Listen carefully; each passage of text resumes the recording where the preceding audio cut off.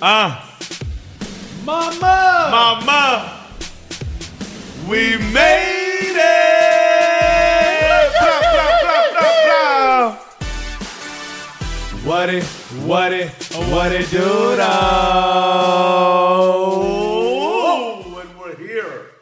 And we back. You hear the sirens in the background? Sirens are banging. When that happens, that just means it's about to be a vibe.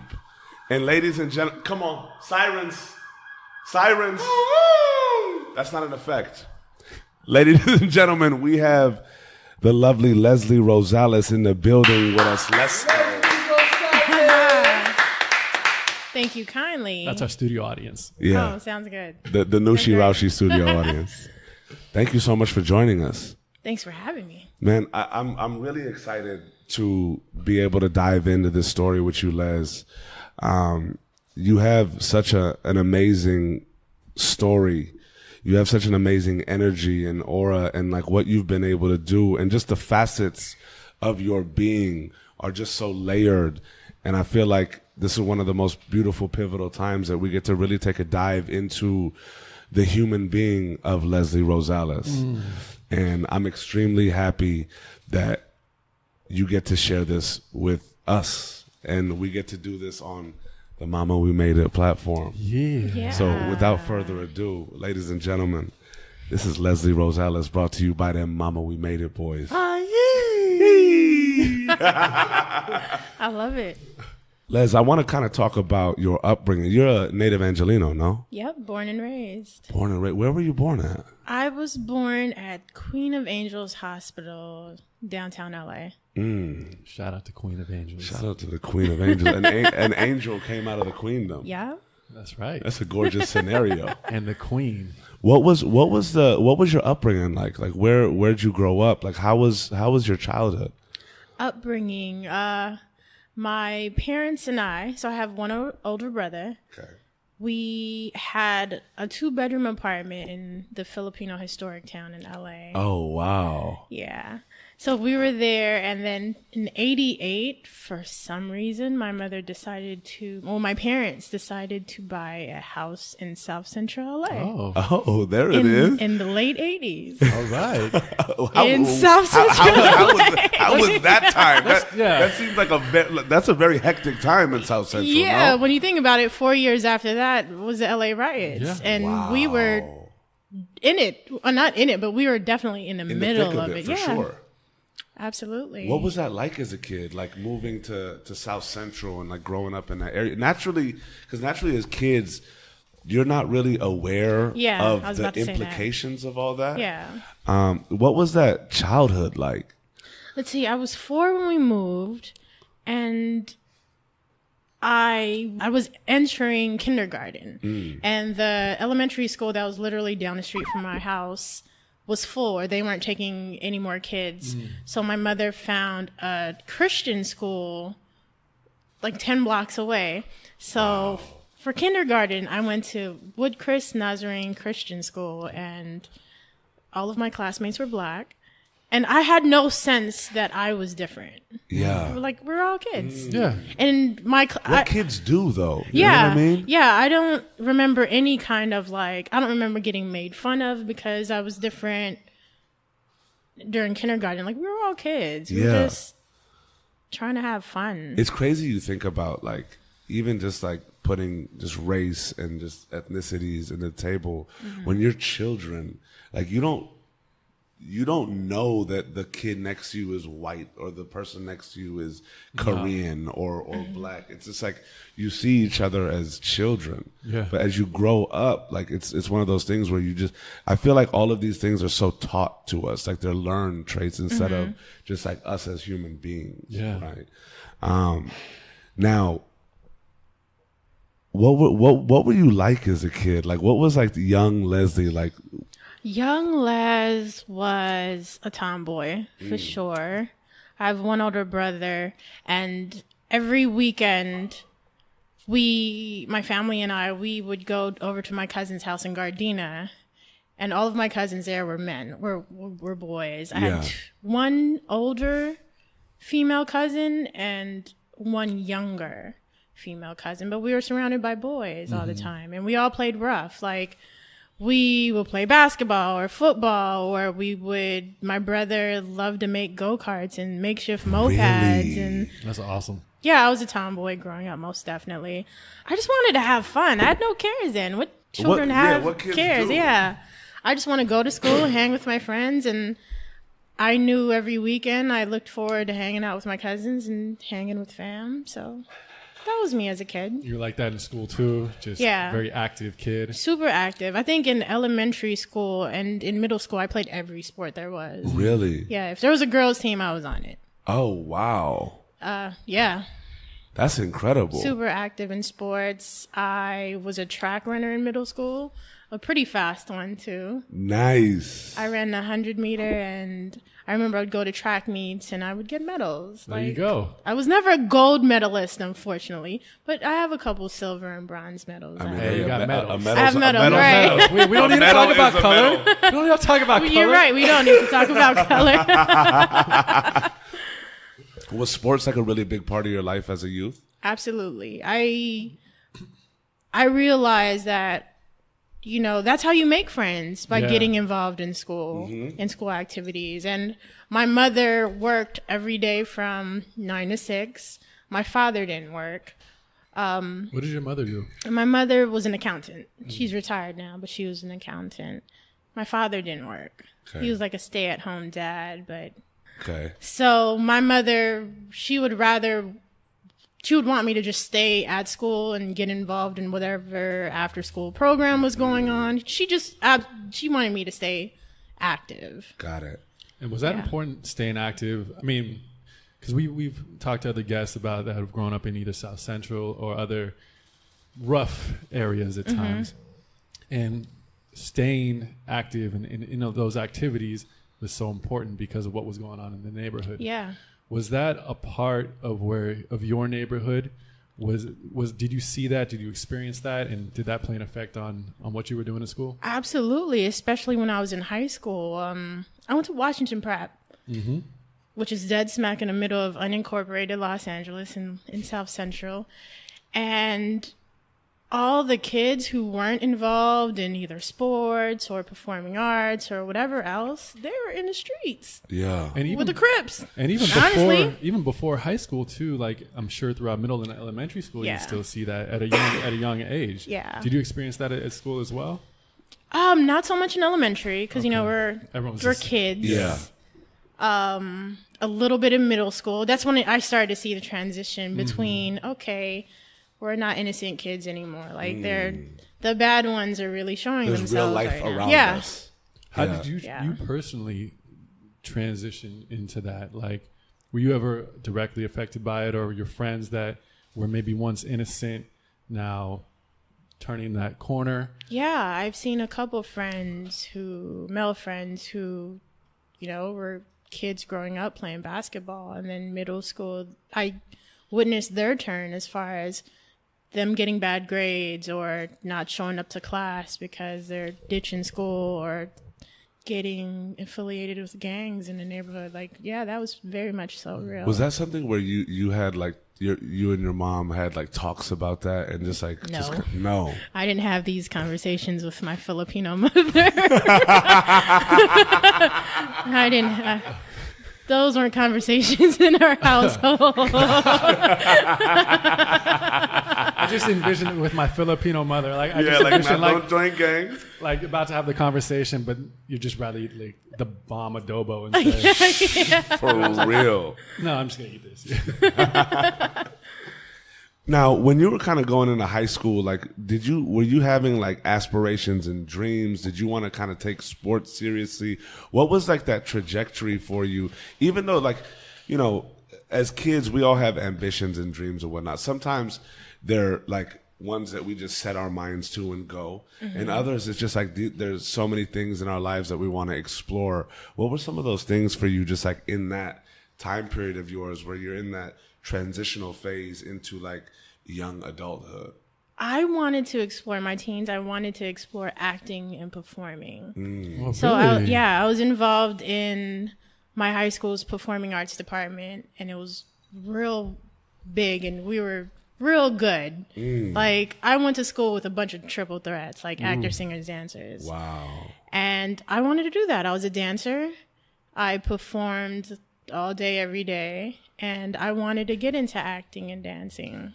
That's incredible. People don't know that about They me. don't know that. What was your affinity to that? Art Just and love. being Expression. to express myself artistically. Yeah. What were some of those memories from that? Like, how was that for you? Memories. So I did a lot I was involved with our drama department, so I was involved like in plays and musicals. And we had this director, his name is Mark Swinton, just an amazing guy. Mark. Shout out to Mark Swinton. Mark's story on him. So he was my high school director. He was very strict on us as far as kind of a disciplinarian with making sure we show up on time and having a strict work ethic and practicing on your craft and constantly working on it. He was definitely someone in my life early on or in high school who kind of instilled that in me, like work ethic and working hard and time management. So Mark Swinton now works with Tyler Perry and is like an executive producer down there in Atlanta. That's incredible. So his story is dope too. Like, I ran into him in Times Square of all places. Like, Stop that. like how do you run into? Yeah, there are like thousands of people out there. That's like winning the lotto. Like, hey. Yeah. I saw a man walking. I'm like, that looks like Swinton. And I was like, oh, it's Swinton in Times Square. I stop him. He looks at me like, hey, are you doing? He's in Atlanta working with Tyler Perry. And I told him, well, yeah, I'm here in New York and I work with Nas. Wow. And he's just like, wow. Proud of you. Oh, Just that incredible. moment. Yeah. You know what's wild about teachers like that, right? Is that the ones that really kind of put that structure down and like kind of hold a heavy hand. Was he the type that kind of held a heavy hand, but also wanted people to really explore the depths of their possibilities? Yes. Absolutely. He was a teacher of tough love. I think kids have a lot of people telling us we're doing well when we're not necessarily doing well. Yeah. So he definitely told us the truth as far as, you know what, you're not so much of a great actor or dancer. Maybe you should look into something else. He was that person. But if he saw a skill, if he saw it in you, he brought it out of you. Incredible. Yeah, he was that kind of teacher. And he brought out amazing things out of a lot of kids. That's unbelievable. I mean, sometimes you need to go through the depths of yourself to find it. Like, even when somebody tells you, look, like, this may not be for you, but the ones that were kind of lollygagging anyways, where it really makes sense, are like, well, yeah, you're right. But then there's other kids that's like, you're not going to tell me what's good for me or what's not. I'm going to work so hard and show you that this is for me. And it really, like, I guess, challenges themselves to find the greatness that's within reach of their own being, right? Because a lot of times there's a level of like fear in a lot of us, right?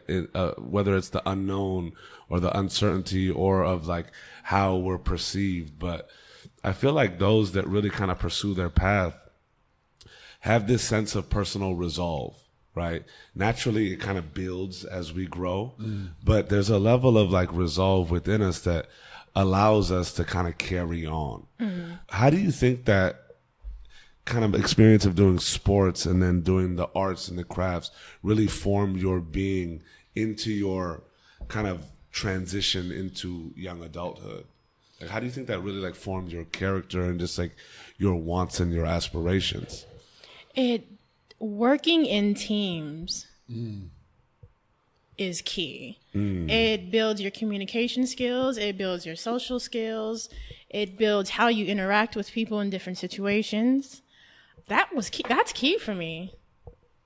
To be able to communicate with other people, other personalities, and trying to, especially in teams, like trying to accomplish a task with a group of people and executing. That are all different. All different. Different personalities. Especially with like theater and acting and drama and things like that, where you're supposed to showcase personalities and express that and also reach a level of vulnerability and feel comfortable and confident enough to do that. Yeah.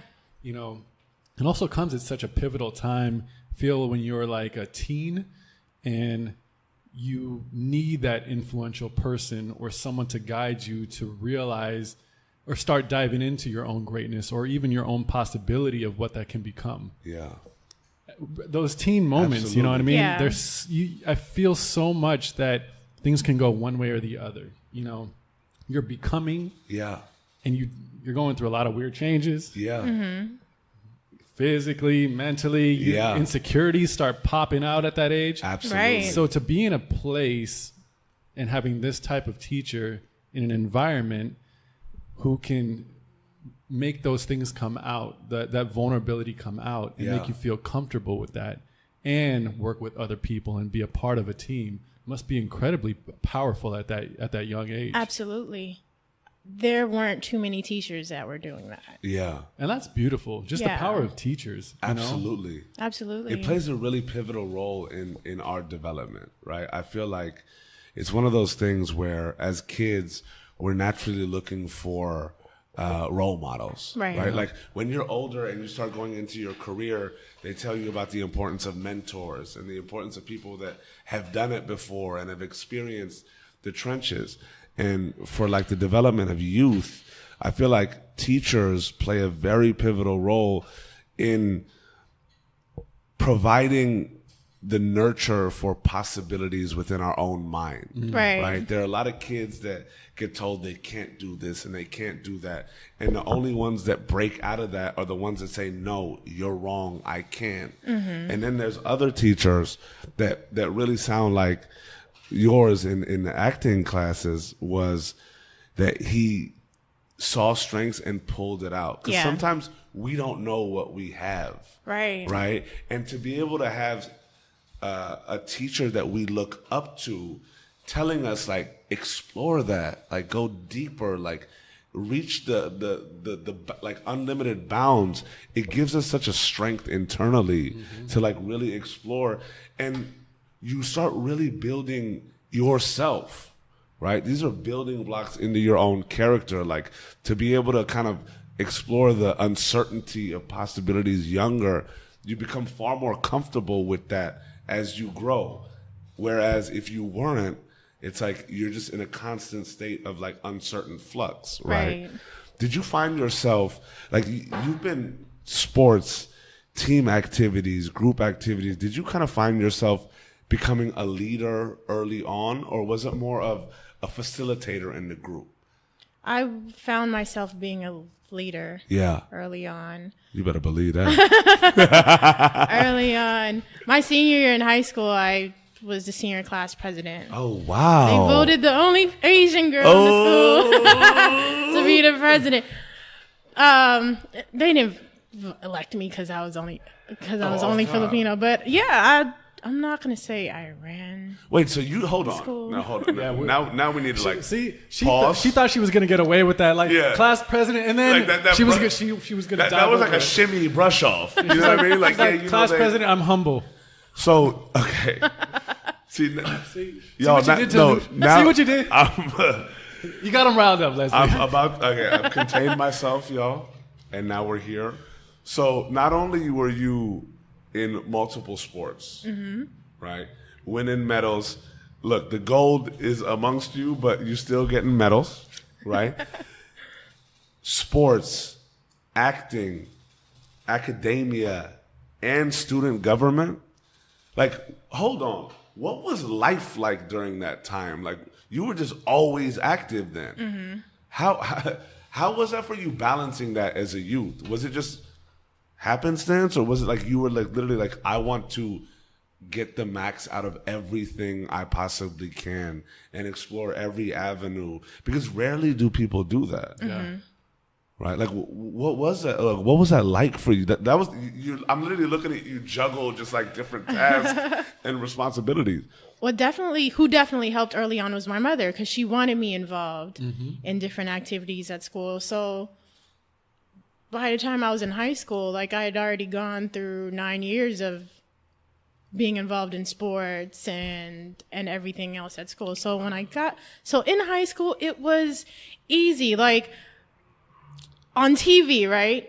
They make it seem, or some shows made it seem like if you were in government, you were corny or you were a nerd, or if you were in drama, you were some weird acting freak, and that wasn't cool. Insert label here. Yeah. At my school, if you were involved, you were dope. Like, and everybody looked up to you. And it just like, you didn't have to be an athlete to be cool at my school. Wow, really? You could, and a lot of the students did a lot of things at once. Like, we were in government, we played sports, and we did drama. Like, kids at my school were super involved. Super dope. That's incredible. It was cool to be active. Absolutely. And not be in the streets. Absolutely. Yeah. It's wild because when you think about those types of areas, right? And we've had multiple guests kind of touch on possibility, right? When you grow up in areas like the South Centrals and the Inglewoods, it's one of those scenarios where as a kid, you're seeing all of this around you, and they kind of described as they grew older, like it's such a bubble. Like rarely do kids that are immersed in those neighborhoods get out to the point where they see different things. It's kind of like this own little world, and you're in it, and you're managing how best you can do within it. But some people get to see the possibilities of where life can take you. And I think that's one of the greatest things about sports and the creative path is you see that there's really no bounds for expression and life and where your craft and your being can take you. So it's really beautiful for me to look at like how immersed you were in activities and how important that was to even everybody in your classes, right? To where you see so much opportunity and you're so willing to explore that naturally you're bound to fall into possibilities. When you were kind of set on graduating, like what were your plans? Like what were your thoughts? Like what was that transitional like time period like for you? I was senior year in high school. I was involved not so much in sports. I was So you went super creative, like I was all in, theater and performing arts. You really found a love for that. Yeah. Did you feel like you found yourself more through that, like the arts? I did. It was an expression for me. I think definitely as a kid, I was so bottled up with emotion, and being able to let it all out through dance or through acting, like that was my expression. That was my way of getting it all out. So release. Yeah, there you go. That was my release. Yeah. And you found that in high school. Yep. That's so interesting. Found that in high school. Mr. Swinton, and one quote that he would always say to us was, "Idle time is the devil's playground." Ooh, stop that. Mr. Swinton. Mr. Swinton. What's going down? Swinton had all the quotes. Idle time is the devil's playground. Swinton Stop had that. all the quotes. Wow. Swinton on the coats. You got Metro on the beat. You got Swinton on the quotes. So yeah, we had to stay active, because if we didn't stay active in school, like I had a classmate was shot literally across the street from the school. Wow. After school, shot and killed. I had another friend of mine, a homegirl. She was shot and killed in front of her house, and that was a couple blocks away from the school. So it was real outside of school. Yeah, I mean, when you said I went to Washington Prep, it was like, okay, it's interesting to see how being active was cool versus other schools where the labels can be much different. Right. But the opposite of cool, if it's not cool, then look at the other side of life that you're living. I feel like being active was our way of survival. Absolutely. That's what it really was. And that's real. And that's very real. Wow. That's what it really was. It's off like, top. You know, the bell rang. I think I'm just going to stay on campus where we're safe and figure it out. Was that I'm sorry. No, go ahead, baby. Was that a conscious motivation, or were you just so in it that was just simply life? I was so in it. It was just my lifestyle. Yeah. Yeah. It's beautiful also to hear that, like,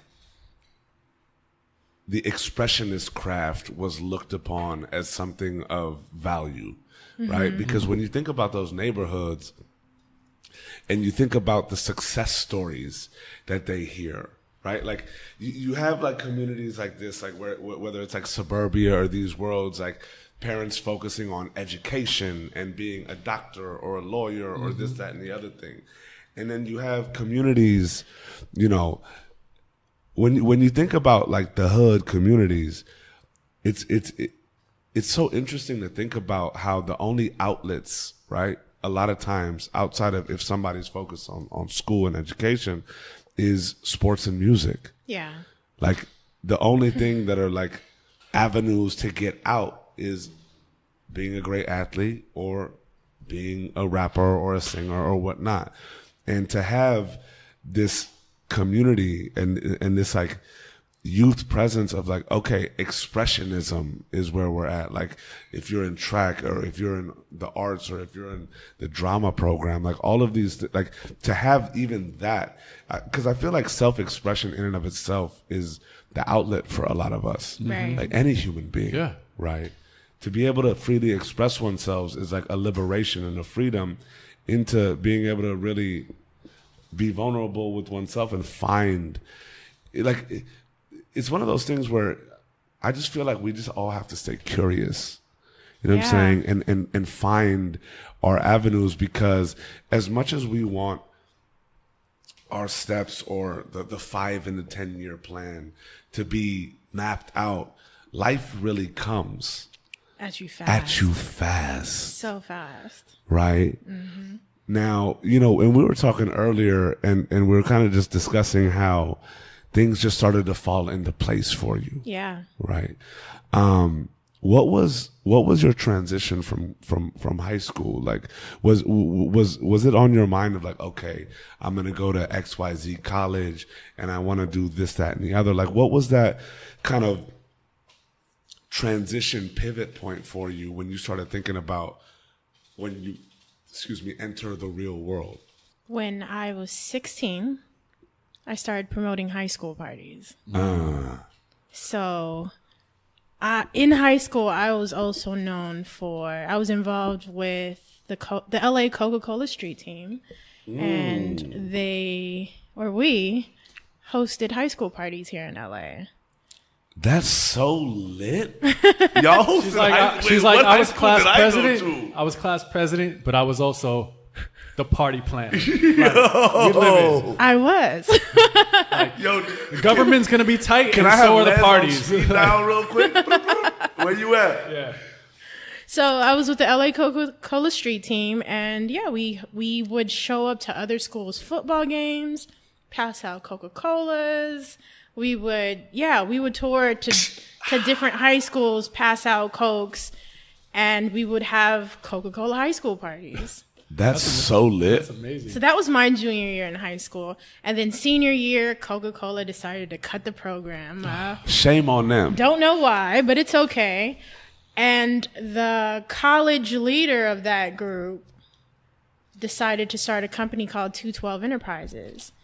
And we started throwing, 212 kind of took over it. We took pretty much that plan that Coca-Cola had, and we mirrored it and started 212 Enterprises. We would go to different high schools, pass out flyers for a party. 212. And it was cracking. Like, I'd say from like 2000 to about 2005, like we had the city lit.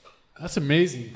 So what was that like, balancing throwing these parties and also school and maintaining grades and maintaining everything you're doing there?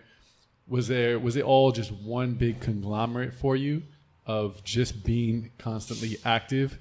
Because it also sounds like a lot of positive things too. Yeah. You know, coming from, and not to go back to like your neighborhood or your area so much, but it's like in an area where so much negative is probably happening around you. I mean, you just said know 2 people who got shot. I don't know anyone who got shot from my high school when I was a kid. Like that's just an anomaly. You said it just so almost normally. So in a place where so much negativity can go on, you're doing so many positive things, from parties to student government to sports and keeping active. Was all that just one big part of how you're trying to live your life at that time? Absolutely. As I've stated, I wanted to stay active, but it seemed like everything kind of intertwined together. It helped that being president, it helped that I had a plug to like parties. Yeah. So I threw our schools after prom and also taking that leader role, Yeah. I feel like the leader role is coming out in you through these things. Yeah. It was on the social end. Yeah. Talk to him, Joe. On the academic end. And it's rare. It's rare when those two collide. Yeah. Like, you know what I mean? I think that's just such a cool dichotomy of your role as a true leader, and your greatness kind of developing in these things from. And kind of comfort in that, in those roles, right? Yeah. Like that's like, it's crazy. Like thinking about that, it's like your life and your decisions kind of really allowed you from a young age to feel comfortable in groups of people, to feel comfortable knowing that there are multiple parts of a team that make something work. Yeah. Right? Like if you have a task, whether it's a sport, whether it's a play, whether it's a production, whether it's a party, you being at the helm of these things, you're starting to realize way early how, okay, we have these ideas, but there are a lot of pieces to this puzzle that will make it as great as we want to or not. Right. And with that, it's like, when you say you're a leader, what does that even really mean?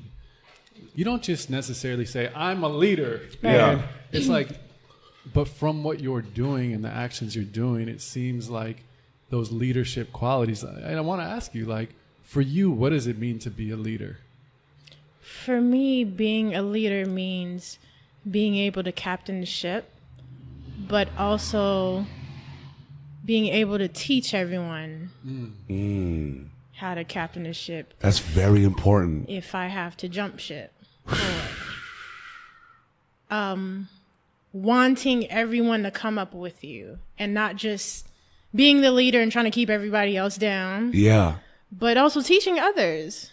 That's very important. Absolutely. Yeah, that's extremely important, because I feel like in this day and age that we are now, and we're gonna get to kind of like the thick of this later. It's beautiful to me to see that this leader in you has been destined to blossom from the onset of your early life, right? There's sometimes where kids go to college and then just start finding themselves and then just start being way more active and doing the party stuff and the promote. Like people find their path far later, but I feel like the things that you've been a part of in your life, and this is so beautiful in just the blossoming of your being, is that you were thrown into teams early. You started really taking a liking to just being active and being creative, and then also taking positions of leadership to where you're really developing this confidence far earlier, and this understanding of the importance of it far earlier than a lot of us really have the opportunity to even like think about, right? So it's just like the foundational elements of your path are just being set in stone, right? It's not like you're thinking like, okay, I'm going to be the president and I'm going to do this because I want to be a leader, and I'm going to do that because I want to be a leader. They're not like actions to fulfill that title. Yeah, it's not like end goal here. Okay, I'm going to join this because that's going to help. It's more so of like, I'm in this. Oh, wow, this is actually really cool. Yeah. Or, oh man, like, the possibility, like throwing a party, what can we do better? How can we build this up? So literally your decisions have put you in this spot of just like,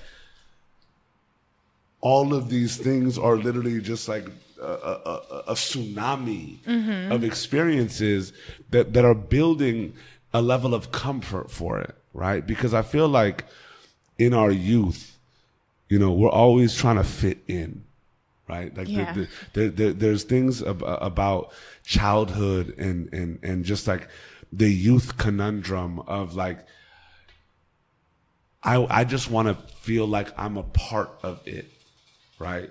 And hearing your upbringing up until this point, it's far more of you're a part of it, but you're creating it. Yeah.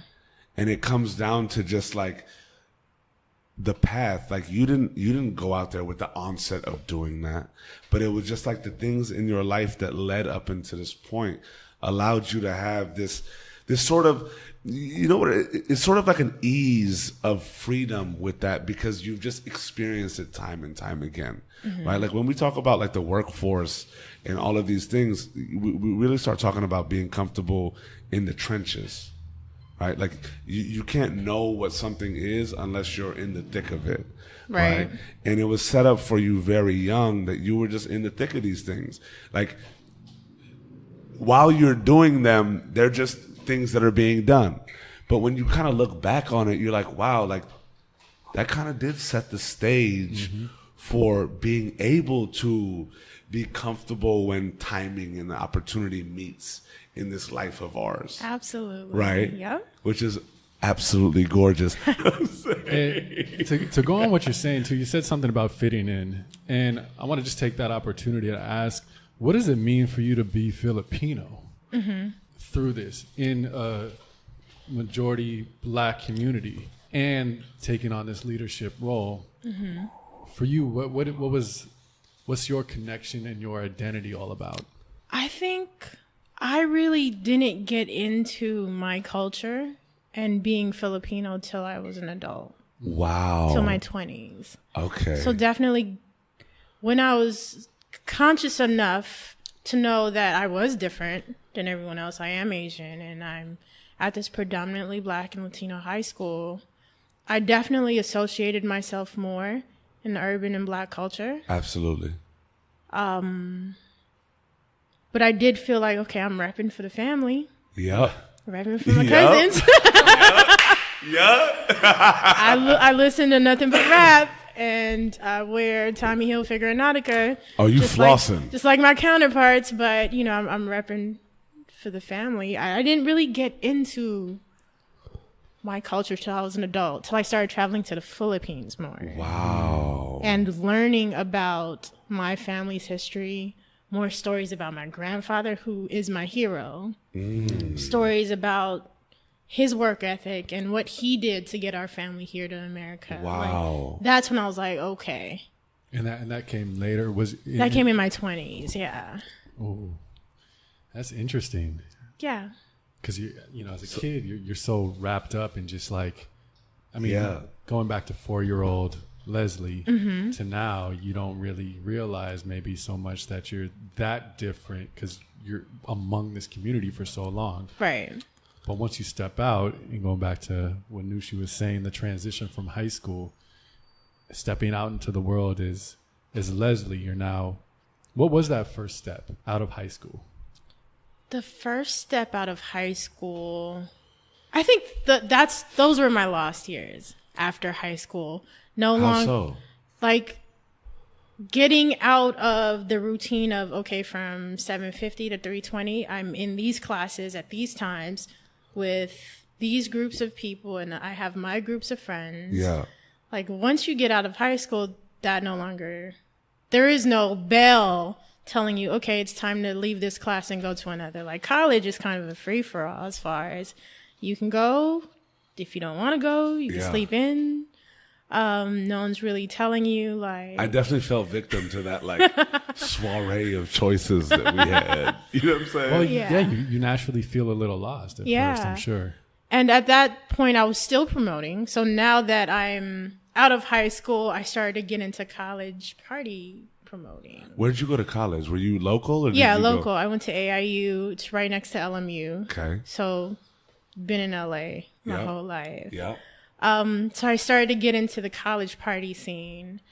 And I think I got lost in that as far as just wanting to party all the time. Yeah. What was it about that? Was it just youth? Like, I think it was just youth and want to be in the scene. But I think even me being lost in that was a part of my life that had to happen. Absolutely. For me to be who I am now. Because I made so many connections. Yeah. Being in the party scene. Like after college, when I turned 21, I entered the Hollywood nightlife scene. And I was promoting in 21 and over clubs. And around that time, one of my best friends, Brian, he wanted to be a DJ. And he needed a manager. And I stepped up and I said, hey, I'll be your manager. It helped because I was a promoter. So it was kind of easy for me to plug him into the clubs that I was promoting in. Even though I had to beg the promoters, like, yo, just book him. He could open. You don't have to pay. Like, just get him in there. Yeah. And yeah, so I would get him to DJ in these clubs and that was the start of. Can you kind of dive into because that's a beautiful scenario, right? It's like a lot of people have these moments in life where it's like, well, my friend was doing this, and I kind of had this skill set, and it was just kind of like happened. Yeah. Right. Was it one of those? I want to really just kind of dive into like the intricacies and take a couple breaststrokes in there. Michael Phelps, baby. Michael Phelps with the swim moves. Rousey Phelps with it, just sweet. No, but was it one of those? Because I feel you completely, right? And like it's so beautiful how we can glaze over it, and it's kind of like, yeah, you know what happened. But then like it's like somebody's listening to like, oh, it happened. Like, how can it just happen for me? Like, was it one of those things where you were being, because it comes one of two ways, right? It comes, and correct me if I'm wrong, but it's like you're close with a party that's like your friend Brian, your best friend Brian, right? Okay.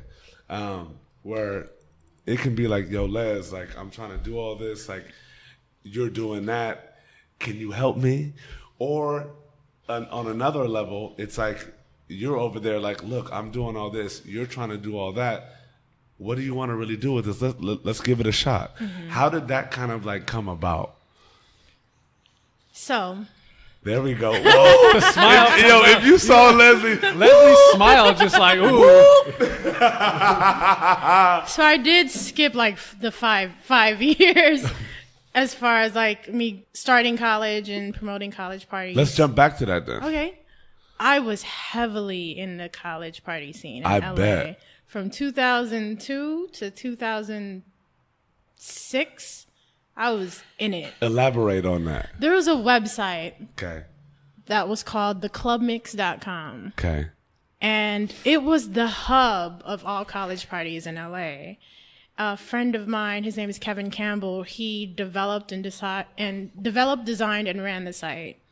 And it was the first Facebook. It was the first MySpace. It was before all of it. It was the first social media platform. Like, there was a chat box where people can like chat with each other. There are forums and there are galleries of pictures of people at parties.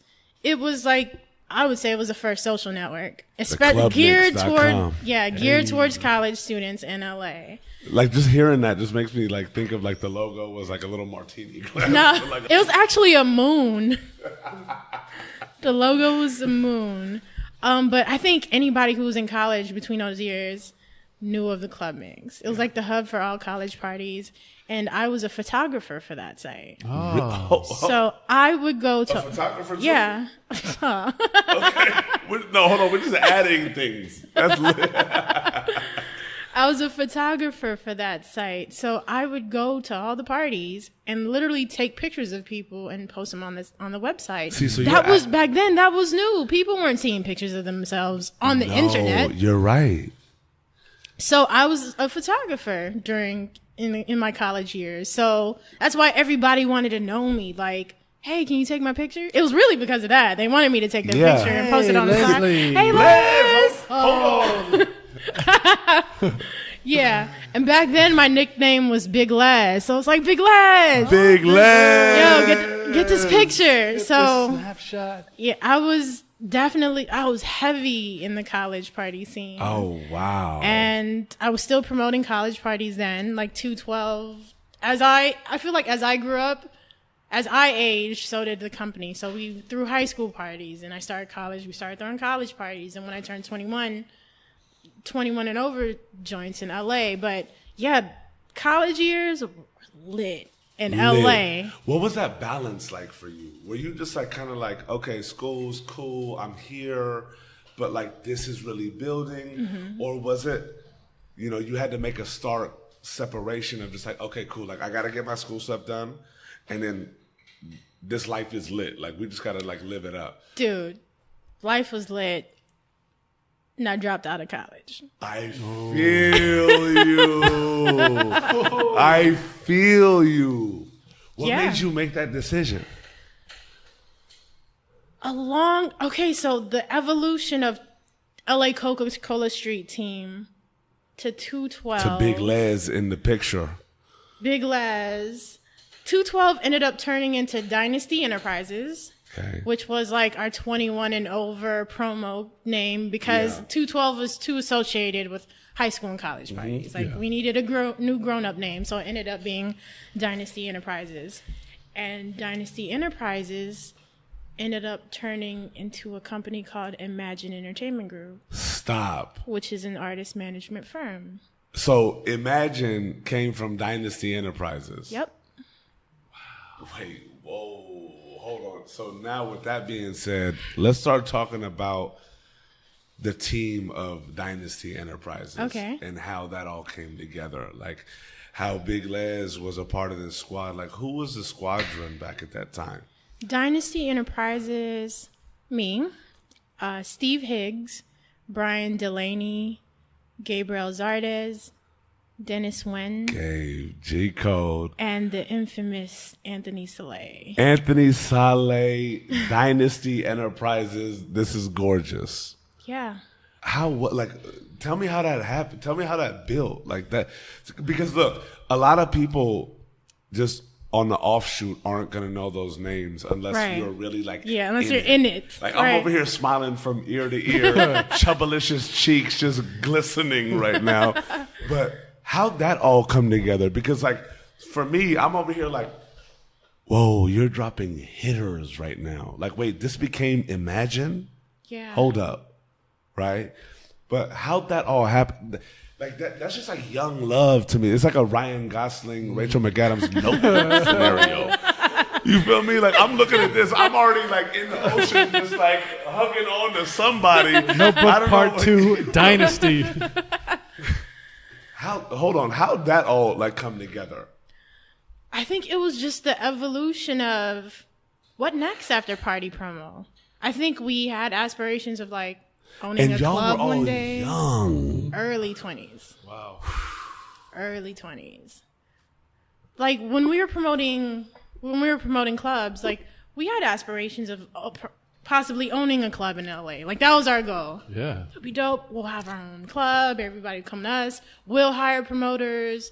And then it went from, all right, let's promote concerts. And then we did that. Around 2005, 2006, we hosted a couple concerts. Our biggest concert was at the Shrine Auditorium in LA. Nice. So this was in 2006. Our opening act was Trey Songz. Our middle act was Lil Wayne. Stop. And the headliner was Young Jeezy. Oh, wow. So, yeah. So think about where they all are out in their careers now. But when we had that concert, it was top of 2006. I think Thug Motivation 101 just went platinum. Yeah. Like, that was a killer lineup. Yo, hold on. Think about this. You have Trey Songz as the opener, Lil Wayne as support. Yeah. And Jeezy as the main act. Done. That's literally Thug Motivation 101. Yeah. Wow. So, yeah, we went into concert promo, and that was our biggest concert. And I believe we lost a lot of money. And that's when we're like, okay, well, maybe we shouldn't invest so much in concert promo. The learning lessons. So after that, we were still promoting. Well, I was still promoting in the 21 and over nightlife scene, and I stayed here in LA. Brian, his stage name is actually DJ BAD.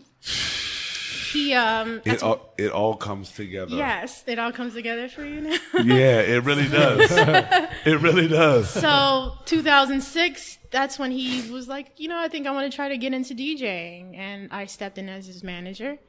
Anthony ended up moving to New York to be a talent agent. Wow. And so he was a booking agent out there for, I think, more or less 2 years. Okay. And I think Anthony would be best to share the story of how he ended up meeting Nas. And how... That's that Def Jam life, no? No, Anthony was working for, I think, American Talent Agency. Wow. And he was booking shows for Nas and traveling with him. And something happened, and Anthony came back and said, hey, I manage Nas. Wow. You know what's wild about this is that the stories that I've heard are different. Really? And it's crazy. It's beautiful to see, like, naturally, like, when you just in the culture, you hear so many iterations of people's iterations of how things happen. But then you get up close and it's like, wait, whoa, really? It's incredible. Like, it's actually really wild to me to think about this group. Shout out to the Dynasty, because what y'all had was really a future dynasty. Thank you. You know what I'm saying? Yeah. And in which now we can imagine. You know what I mean? With an E. Imagine the possibilities. Off top. With an E. I'm throwing the E's out. But that's how it starts. Yeah. Like, you guys were in nightlife. Like, the tomboy extraordinaire, going into the creative spirit, going into just like the school president, like all of to party promoting, and then the deuces to college. I want to ask you, like, when you gave the deuces to college, was that something that was kind of you had to struggle with, or was it something to the point of you're like, look, that's cool, I just need to explore these other things? Yeah, I felt like, because like nowadays, like you always hear like just finish school and do all that, and you have parents in the mix of like this world of academia has kind of come to us of like, get your degree and start off on the right footing. Right. Why explore the creative path, or why explore this, that, and the other, which our parents, God bless them, don't understand the flux and the chaos of that. It's not a doctor. It's not a lawyer. It's not an independent, stable, we know what we're getting. It's very unsafe for them. It's uncertainty. It's chaos. Absolutely. It's very few really make it. Yeah. Very, very few really have the drive, aspiration, ambition, and the moments, the strikes that really like put us into play there. Because all of these things are so uncertain. Like, did you struggle with that decision, or was it kind of like, you know what, like, I'm living my life, this is what it is right now, and let's just make this move? I think the only struggle that I had with that decision was disappointing my mother. Because as we all have. Yeah. So she, she's Filipino. She came from structure, or the idea that you're supposed to go to school, you go to college, you get your degree, and you get your job in whatever you studied. Yeah. And college wasn't for me. I felt like I was learning much more through experience. Because you were in the trenches. Yeah. Like, you were immersed in it. And at that time, did you ever have like a clear idea of what it is you wanted to actually do? Or you just felt, this is all going, I'm riding this momentum, these opportunities are happening organically? And was it just like a gut feeling that you had to stay in that? It was a gut feeling that I had to stay in it. I was curious. You said earlier, stay curious. I stay curious. You better believe I wanted to know, like, what was going to become of this? And it's happening for a reason. Absolutely. And, you know, first of all, I had to pay for college, like, out of my own pocket. Yep. Like, because I didn't qualify for financial aid. So I'm like, I'm spending all of this money, yet there's this experience over here that's free. I'm really not learning much from school. I mean, I'm just reading books in college. Yeah. And Professors turning in are teaching papers. straight out of the book. Yeah. But I was learning so much more going through these experiences, like really actually living in them. And they were speaking to you. Yeah. I want to ask you a question. Knowing how bombastic that Dynasty Entertainment team really was, right? How important, and you also being somebody that realized the value and the importance of the team and the players within them. Like, understanding who this squadron became, you realized you had a really gully team. Yeah. Right? Was that something that you knew early on? And what was the importance of that, in that the foundational group were made up of these players? Because that plays a really critical role. No? Yeah. I think the fact that we had all known each other for so long, like Dennis and Brian went to school together. I went to school with Steve, and Gabe and Anthony didn't go to school together, but they're the same age. In fact, they're like 2 days apart. Wow. As far as their birthdays. And so they were real close growing up. We were a family and super tight knit before Imagine even started. So Anthony was the main one with the vision. And we all believed in it. And we were all... He is a very charismatic leader. He is. We all believed in it. We all worked hard, and like whatever it took to get whatever task we had to do done. Like, we all had the same work ethic and attitude and just wanting the team to grow. Yeah. How much easier was it for you, or like how much more enjoyment did you get out of knowing that you had a team of people around you that shared the same vision? It made everything so much easier. Just the fact that, you know, and I'm the only female in the group. Yeah. So knowing that I had these brothers who was willing to grow with me and willing to teach me and willing to help and support me and just made sure I was good.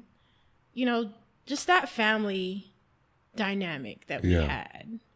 And everyone having the same common goal for the group. Absolutely. Like, that was key. And when you have something to believe in, like the motivation that comes from that is so strong and so inspiring. Yeah.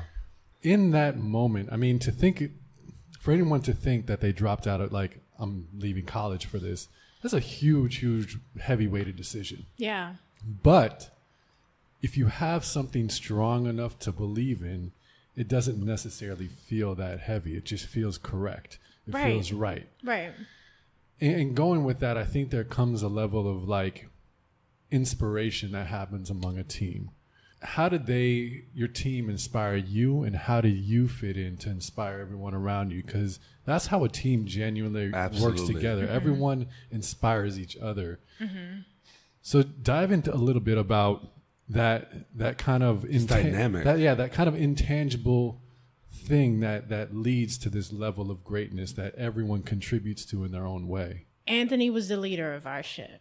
And if you've ever had the pleasure of meeting him or working with him or just interacting with him, period, you could feel his energy, his excitement about everything he works with or everything that he's passionate about. He's an amazing leader and a great teacher. And I'll have a conversation with Anthony and you'll immediately feel the same excitement that he feels. I felt that way. Literally, you have a conversation with Anthony, you'll start seeing how, if your smile can match up with how big his smile is. But what's for real. And what's interesting too is this is coming from you as a leader. And how did you fit into that? I fit into that because I was the team player. Like, whatever we got to do, all right, let's get it done. Whatever it takes. Dennis instilled the whatever it takes to get it done. Absolutely. At all costs. Yeah. Like Dennis instilled that in me. You know, Les, whatever it takes, it just has to get done. Yeah. So do whatever you got to do to get it done. And with me just having a crazy work ethic, like I am a stickler with my work. Like if something has to get done, most of the time I want to do it myself. That way I know it's going to get done and it's going to get done right. Yeah. And with everyone else on the team, we were all willing to learn together. It was How never important? I want to touch on that. How important is that to you to be able to have an atmosphere where learning and going through the growth curves is? Because like naturally, like we just think things have to fire on all cylinders, but in order to really grow, we have to make mistakes, right, and learn from our experiences. How important is that environment of being able to freely learn and just be there for each other, wish for the biggest and the greatest possible, but understand current limitations and want to push past them? How important is that? Like, do you feel like that was for y'all's growth? It made working easy. It didn't seem like work. Let me take that back. It was work. In the beginning, in the beginning, it was work. We were all young. We were in our early and mid 20s, kind of diving into the music industry. Yeah. With no real prior experience to music, entertainment. Well, a little bit of experience, like working in a promo scene, but like specifically in the music industry, none. And everyone else who works in the industry is older, like 30 to 40-year-old execs. And here are these young 20-somethings working with this icon. Like, how did that happen? So so now that we're getting to the icon, right? And real quick though, too. Get real quick with it. And the music industry is the wild, wild west. Wild west. And I think because of that, it allows this opportunity of something like this to happen. Because it's not standard. Anything can really happen. You're in an environment where some kids in their 20s can really, really do something powerful. They can shake it all up. And you guys had this synergy, this dynamic that was that was penetrating that in an environment, in an industry that allows that actually thrives off that. Was that the real start of the transition from Dynasty to Imagine? Yeah. Yeah. I want to kind of go into the depths of it in terms of, like, look, so Anthony picks up Nas.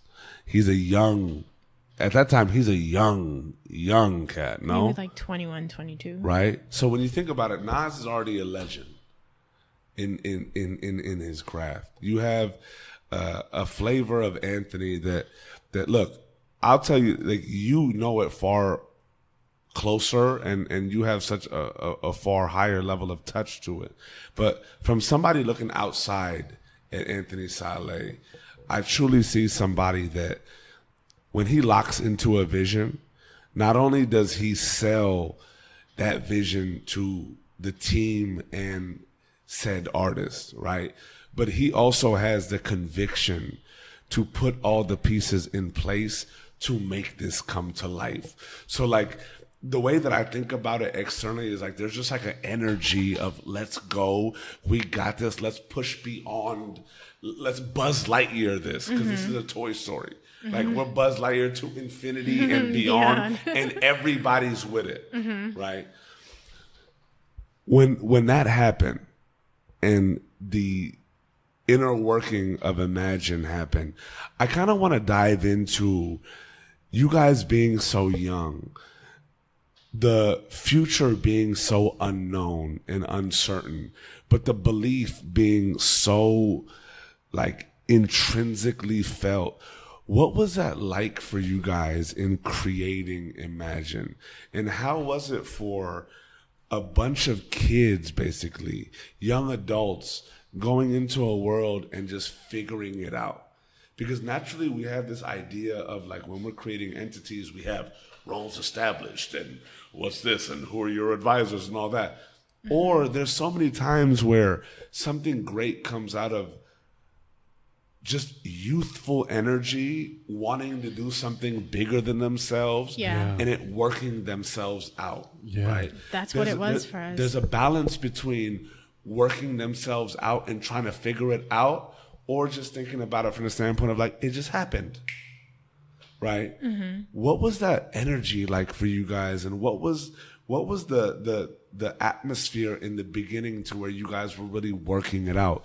Because there's so much uncertainty in what is to come, but I feel like the belief in and of itself that something can happen is really what drives that, right? And I want to kind of shed light on, from somebody that experienced something that's grown into magnificence as we see today, right? How was that like for y'all's young group of just green young adults that knew that they can give so much and do whatever their minds put themselves to under the guise of a very charismatic leader, right? How was that? How did all this come into play? Like, what were some of the inner workings into the growth, and what were some of the struggles that you guys faced early on in developing that? Because nobody knows what the hell a company is to build it out. But you guys were just a group of starry-eyed young adults that wanted to do something big. Like, how was the formation of that for you into Imagine? For me, it was, I just dropped out of college. I don't have my degree. No backup. So if I don't kill this, what's my plan B? And back then I didn't have a plan B. So for myself, like, gotta make this work. Absolutely. Did you have that talk? You had that talk with yourself? Absolutely. Like, there was no plan B. It was, Imagine, we gotta make this happen. Yeah. We either make it or we don't. Yeah. And I'm not a fan of failure, especially in my own life. Were you afraid of it? Was I afraid of it? I can't say that I didn't have moments of being afraid or fear or having some kind of fear. Yeah.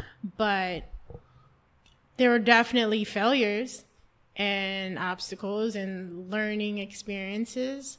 But, I just had to learn from it and keep moving. Yeah. Because, Les, you still don't have a plan B. So Imagine has to work. It has to. It has to. Did you guys have a moment where you struggled through that initial period of like making something that was just an idea become real?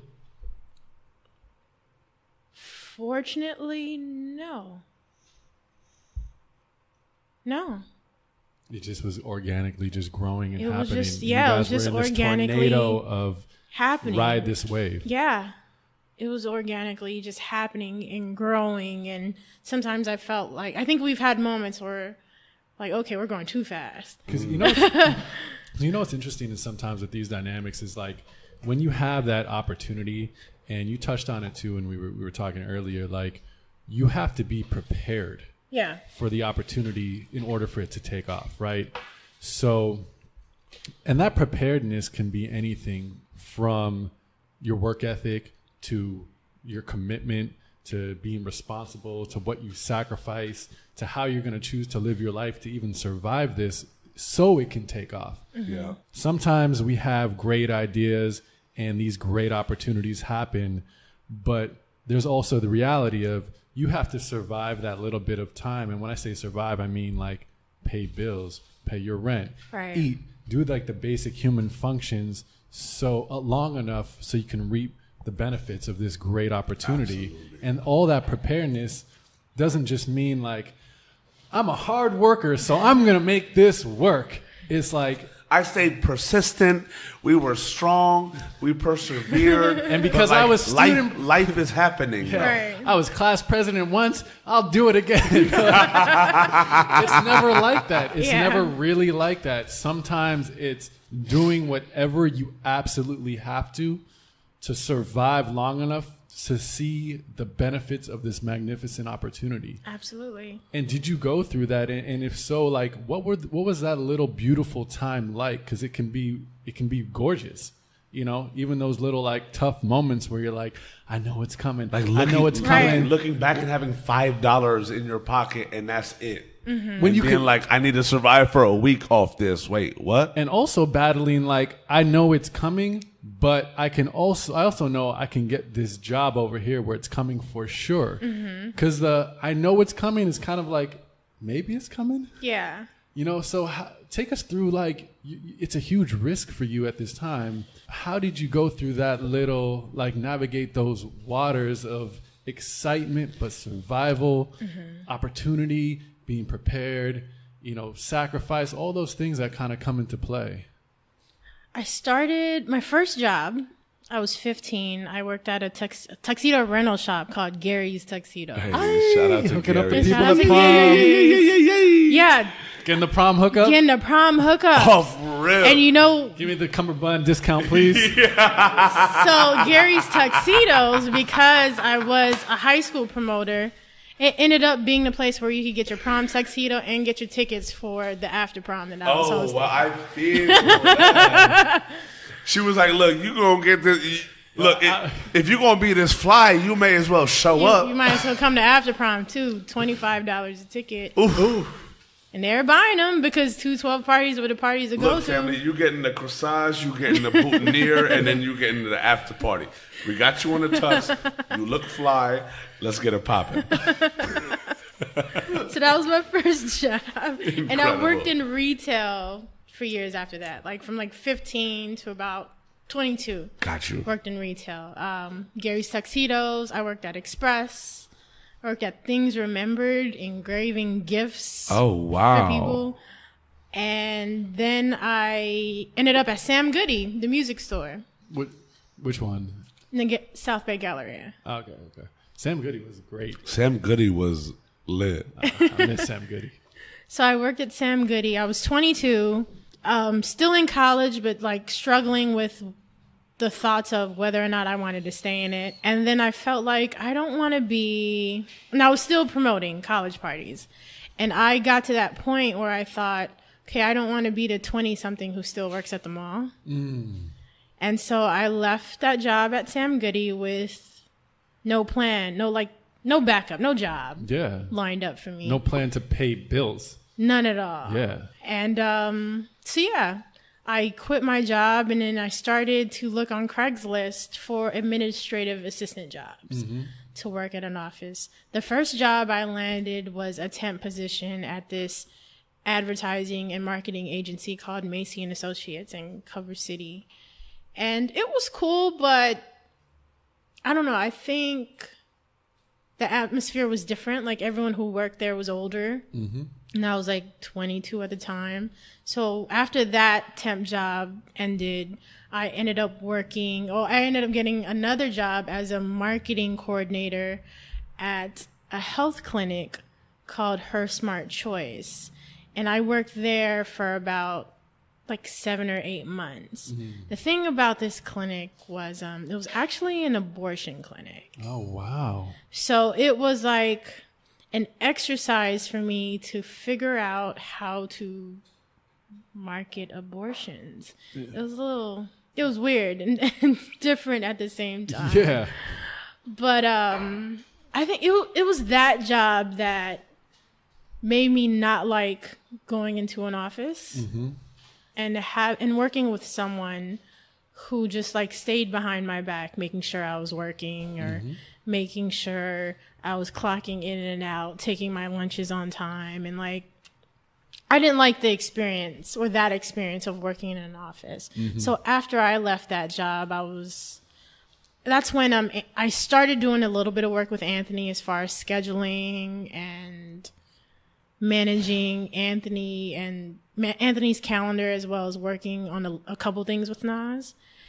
And after I left Her Smart Choice Clinic, I started doing little tasks for Anthony. So this was in like September 2007. I started doing like little tasks for Anthony, scheduling, booking reservations, making travel itineraries. And then in 2008, Anthony made me the first paid employee with Imagine. And so I think that's when the journey kind of begins with Imagine, when I became that first paid employee. And I remember my first check was, I think I was making $600 a month. Perfect. But you know what? I'm always so fascinated about this, because when people chase after something, the part that gets often left out are those jobs in between that you have to take. Like, you're not aspiring to market abortions. Right. Or work as Sam Goody. Like, these aren't things you're setting out to do, but they're paying your bills and surviving. And surviving is such a huge part of this, and you have to kind of drop your ego or whatever you have in your mind, like that you think you are. Maybe you're overqualified. Maybe your potential extends way greater than what you're doing right now. But in life doesn't matter. Like, look at those things and say, okay, well, since you had all these accomplishments in high school, you automatically get all this. Yeah. Life says, good for you. Yeah. And life says, I don't even know you. Mm-hmm. So what are you going to do about it? And these are the things you have to do, so when that opportunity comes where you can become that first paid employee with Imagine, you are already doing all these things to keep you alive so you can get that opportunity. Yeah. And I think when you mentioned staying prepared, part of that preparedness is living through it so you can even be in the room to get the opportunity. And I love to shine on those moments, because they're so practical and they're so real, and they're even part of the sacrifice you have to make. Yeah. And when you're making $600 a month doing what you really want to be doing with someone who you really want to be doing that's a salary of a lifetime. Yeah. Like, I made decent money at that health clinic, but I didn't like what I was doing. Yeah. But sometimes we have to do what we don't like to be able to set the foundation of aspiring to do what we do like. Yeah. I feel like a lot of people, especially in past, that are creative and unknown and uncertain, have this kind of toggle between, I want to live my dreams, but what do you do when your dreams can't give you the foundation to really be able to live, right? Mm-hmm. Like, we all have responsibilities. Like, this is the real world, right? Like, we all need to pay our bills. We all need to have a roof over our head. Mm-hmm. We all need to be able to eat. And in the beginnings of things that are very special, as much as we may all believe in the possibility, like, there are still things that need to be done for our own stability that make us really need to compartmentalize the dream aspect of it and what we need to do to get there, as well as, okay, my dreams and my path to them are not providing me the basic foundational elements of living a life, right? Mm-hmm. Whatever it looks like, cool. But as you said, you need to get it done at whatever cost, mm-hmm. right? And those costs need to be taken into consideration, mm-hmm. because it's not all glamorous. It's not. Like, looking from the outside in, it's really like not. People probably looked at you and were like, "Yo, Big Les is in the party scene. She's doing this, that." Like, her, Anthony, Gabe, everybody are starting to like work with Nas now and starting to like really build this vision. But it's not sexy to have these side jobs, yeah, right? But it's a necessity, right, to have these side jobs.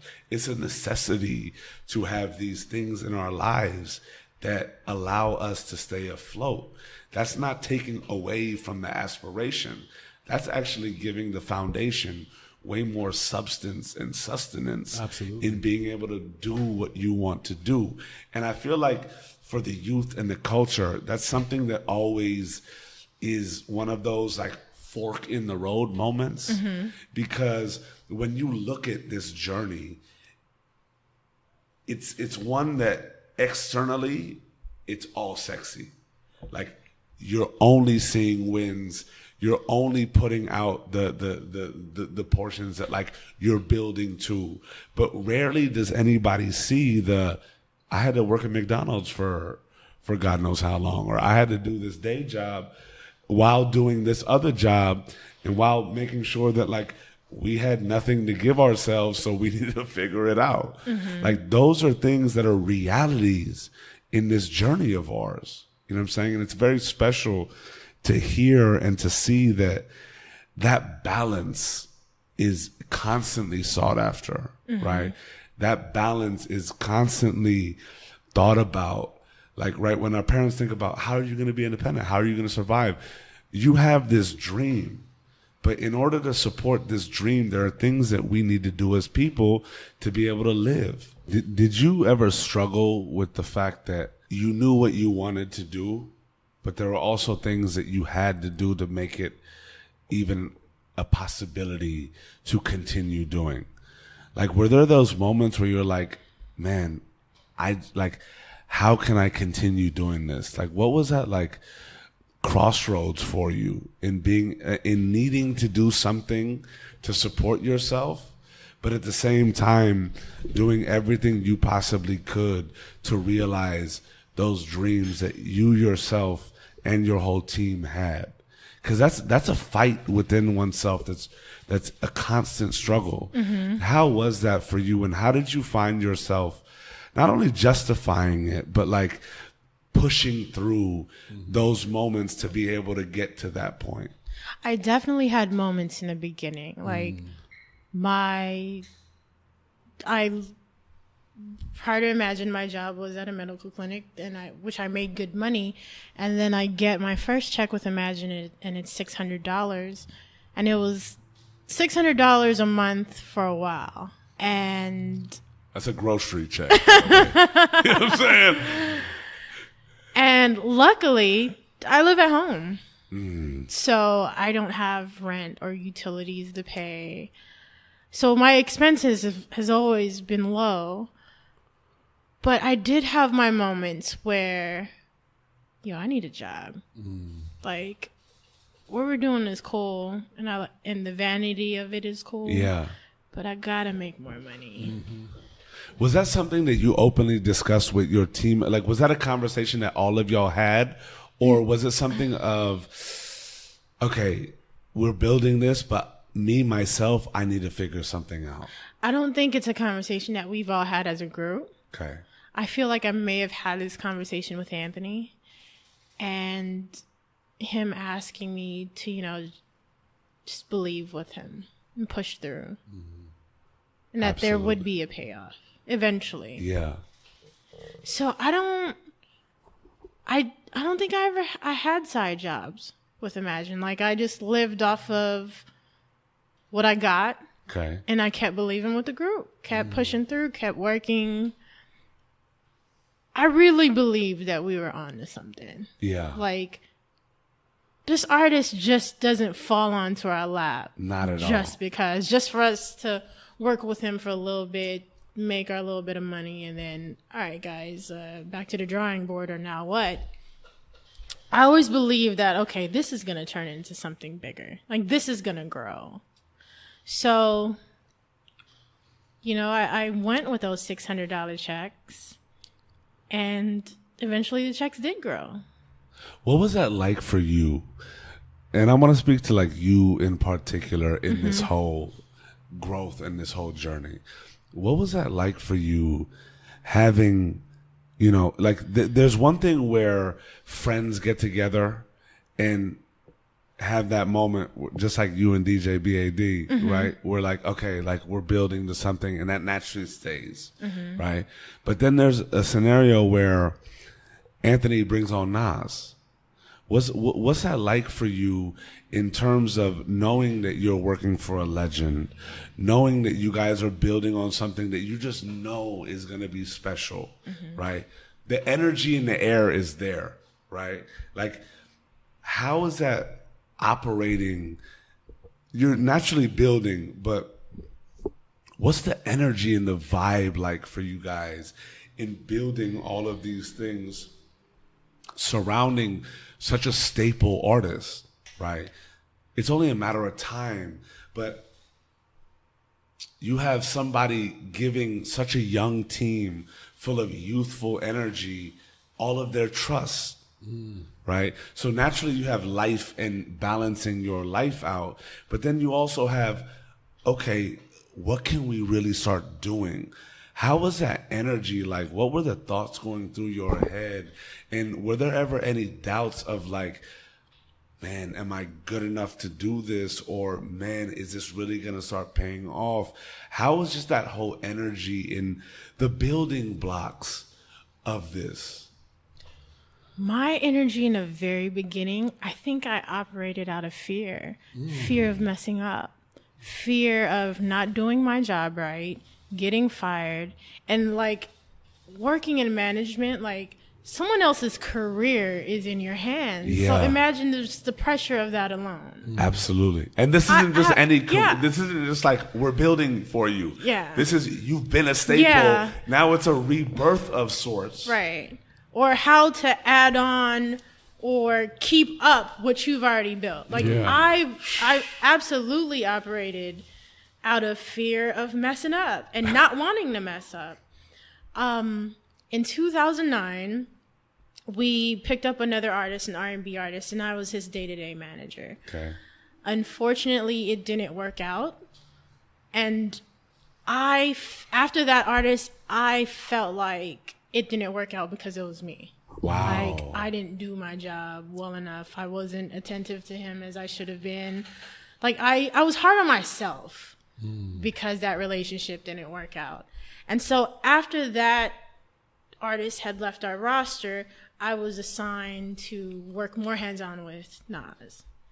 And because of that experience, the first experience with that artist, that's what made me be on my P's and Q's. You think that helped you? It definitely helped me. I stayed on top of everything when it came to Nas. And I think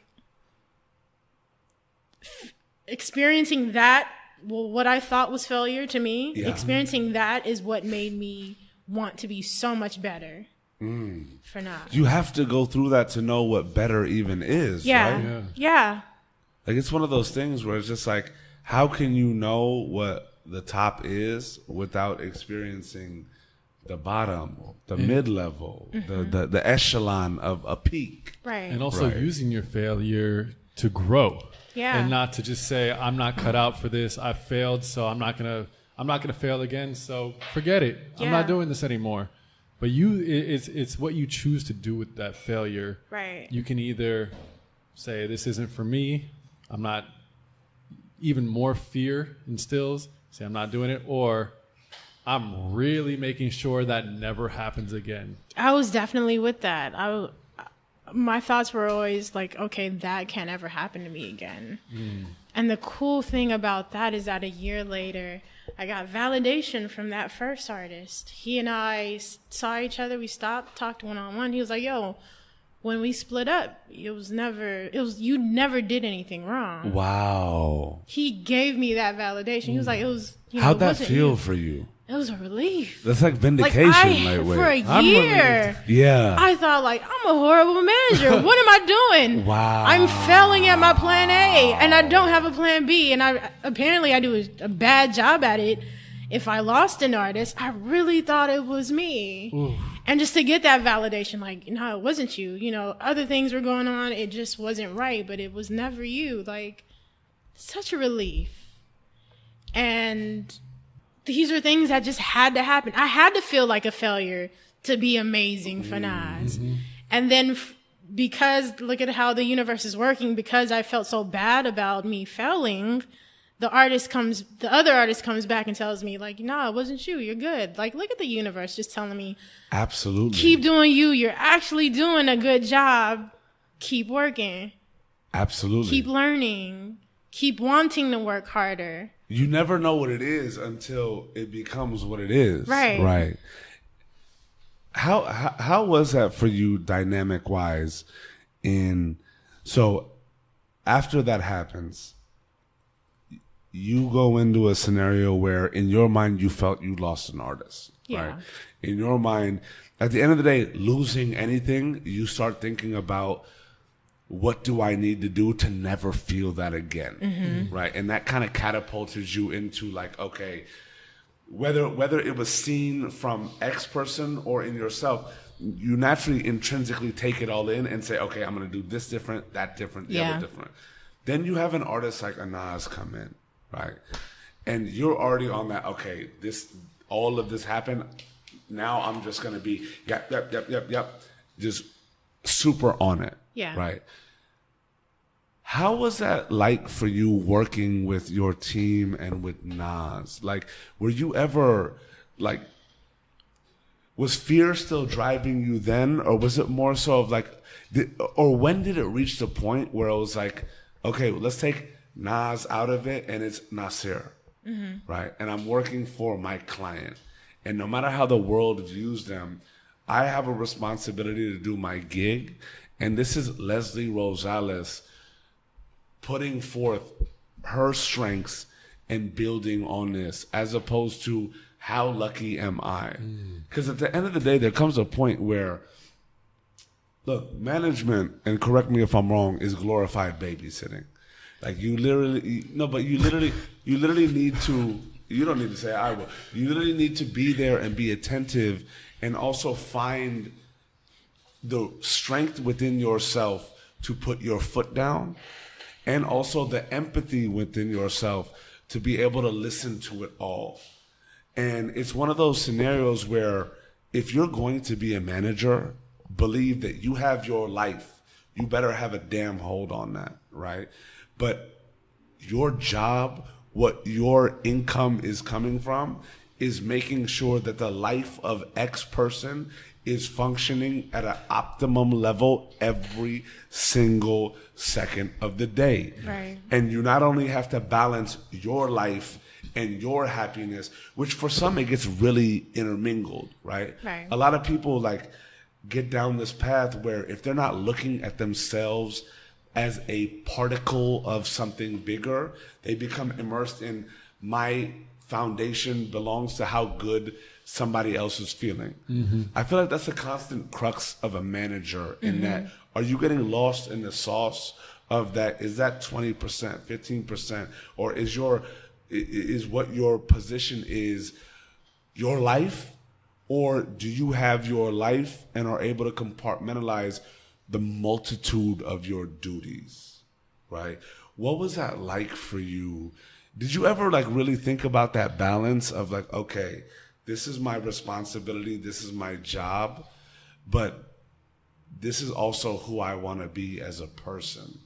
And finding that mix of how do I not only maximize my being and my strengths, but also maximize my role and my function. How did you find the confidence with yourself to just know that you were doing a good job?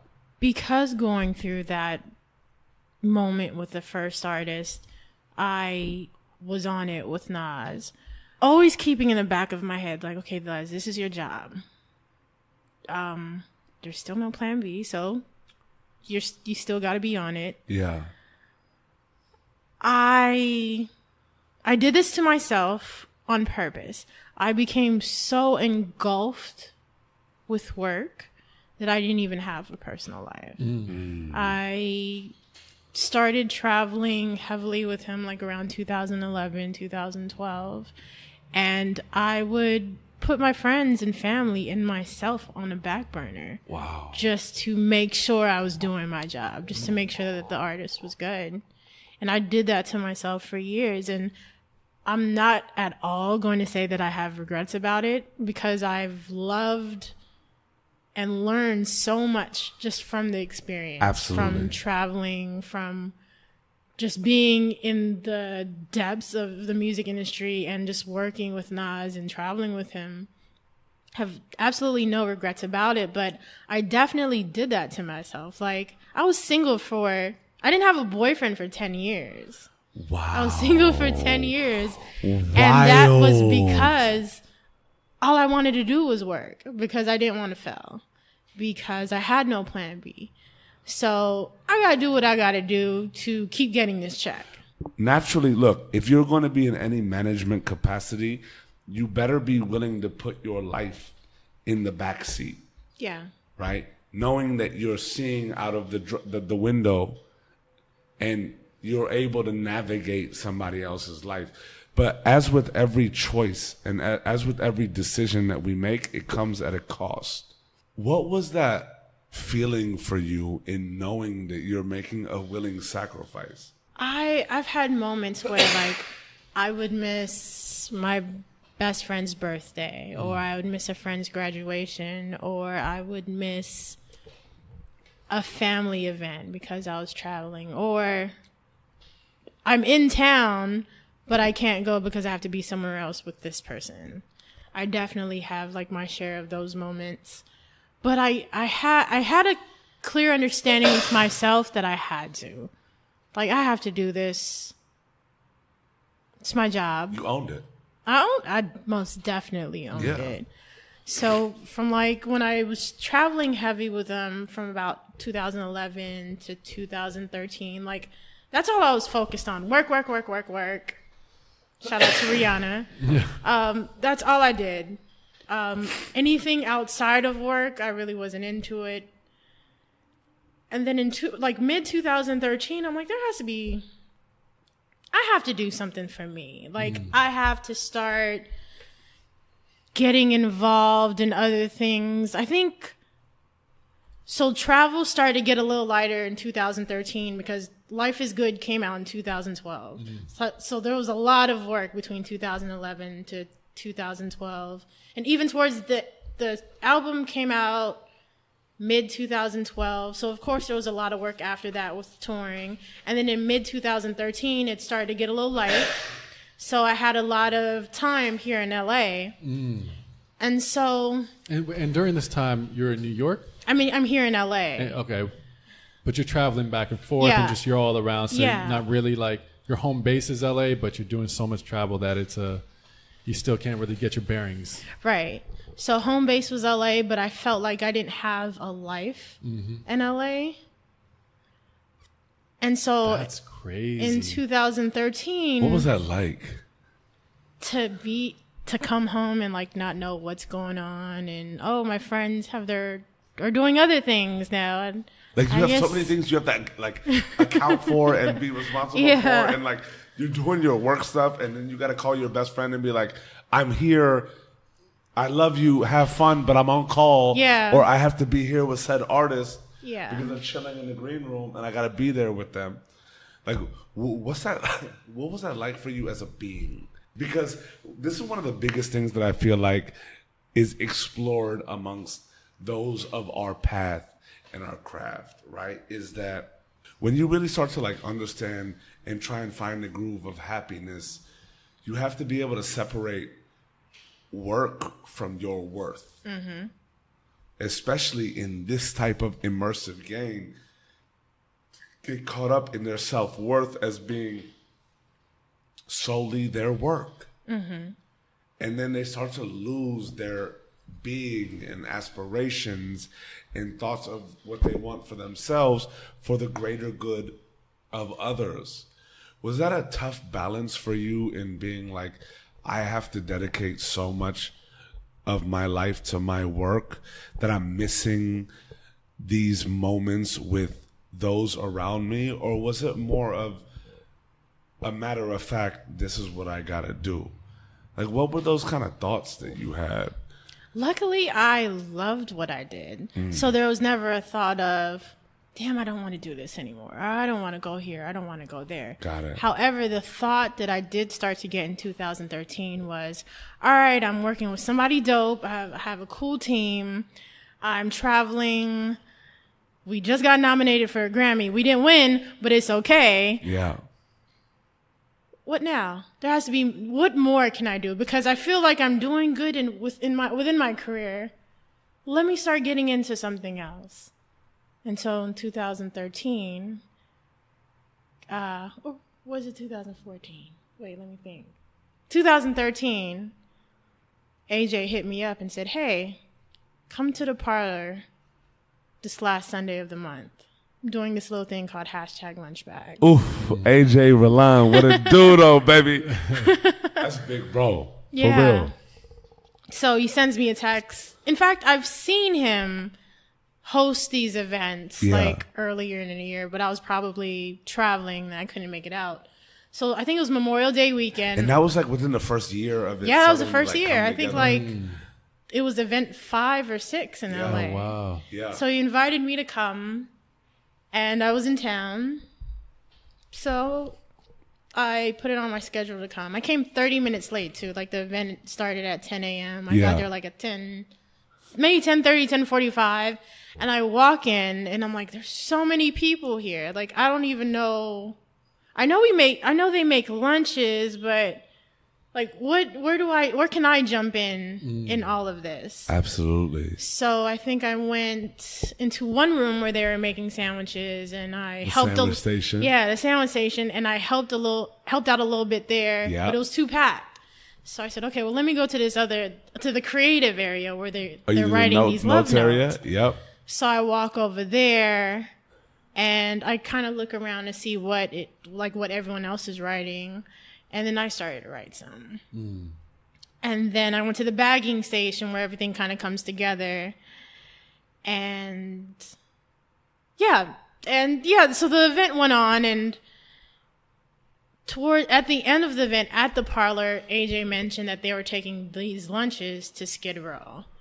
And I remember I was asked, are you free? Do you have room in your car? Well, yeah, I came alone. I drive a truck. Yeah, just put a bunch of lunches in my car and I'll follow you guys. We drive down to downtown LA. We stop in Skid Row and we pass out lunches. And I think that was the moment where I'm like, wow. Wow. For real, though. Because, like, while you're in the event, you're making a lunch and you're writing these notes and you're putting these lunches together. And you're like, okay, cool, I'm doing a good deed. In fact, I went into the event thinking, all right, I'm going to just do this little charity thing and do something good. This will be my deed for the year. And lightweight, they make doing something good feel so fun. Cool and fun, right? It's like a community. Yeah. And literally, #lunchbag is a tribe that they formed. And it's evident and it's blossomed into what it is because of who is at the helms of them. Mm-hmm. Like, all of the people a part of it, like, when you see all of their energies come together, like, you're literally at different stations, you're switching stations every like 15, 30 minutes. Mm-hmm. So you get a real vibe of every compartment into your contribution. Well, and when you think of charity generally, I think normally you're like, I have to do this. Like, you're more obligated to help out on Thanksgiving, or it's just like community service, something like you feel, all right, like you just said, I'm going to go do this. It's my charity for the year. But when it can have that impact on you, it becomes something much different. Yeah. So it was actually when I was actually in the event at the parlor, I'm like, okay, all this is cool. But I really didn't feel the effects of it till I handed someone who needed a lunch a lunch. I felt like, okay, this isn't even about me anymore. It's about, it's no longer about me just showing up and supporting my friend who invited me to this event. Yeah. Now it's about, okay, I'm helping someone who needs help. And then I realized, okay, I want to do this again. But I kind of took it to the next level as far as wanting to do it again. Okay. I did it again in Atlanta the next month. What made you want to do that? Like, I feel you to the maximum, because when you go out there, there's one thing to be able to create the lunches and write the notes and be amongst your peers and feel like you guys are all a community of doing good. Yeah. Right? There's another thing in actually driving out to the areas of need where the actual touch points are and being like, having conversations with people as you're giving them food or as you're giving them, like at the end of the day, do you know what's crazy? Like food is, to me, is just like, and I can't even think of the word, but like food is like the baseline of what you're getting, right? But what you're really giving and receiving is human interaction. Yeah. Human connection. Yeah. Absolutely. And, with me, with work, traveling and, being around the same group, even though I love my brothers, like traveling with the same group and not really like losing that connection with my friends and family because I'm working so much. Like I needed that human connection. Absolutely. It works both ways. Because I had become disconnected because I was so engulfed with work. You're so right, I became so disconnected just from people. Yeah. So it was that moment of sharing that moment with someone, doing something good for someone and not expecting anything in return. Yeah. Just doing something good because I wanted to do something. It's literally living through giving. Absolutely. Right? Yeah. And one of the wildest things for me is because like I was fortunate to have AJ bring me along in that road as well.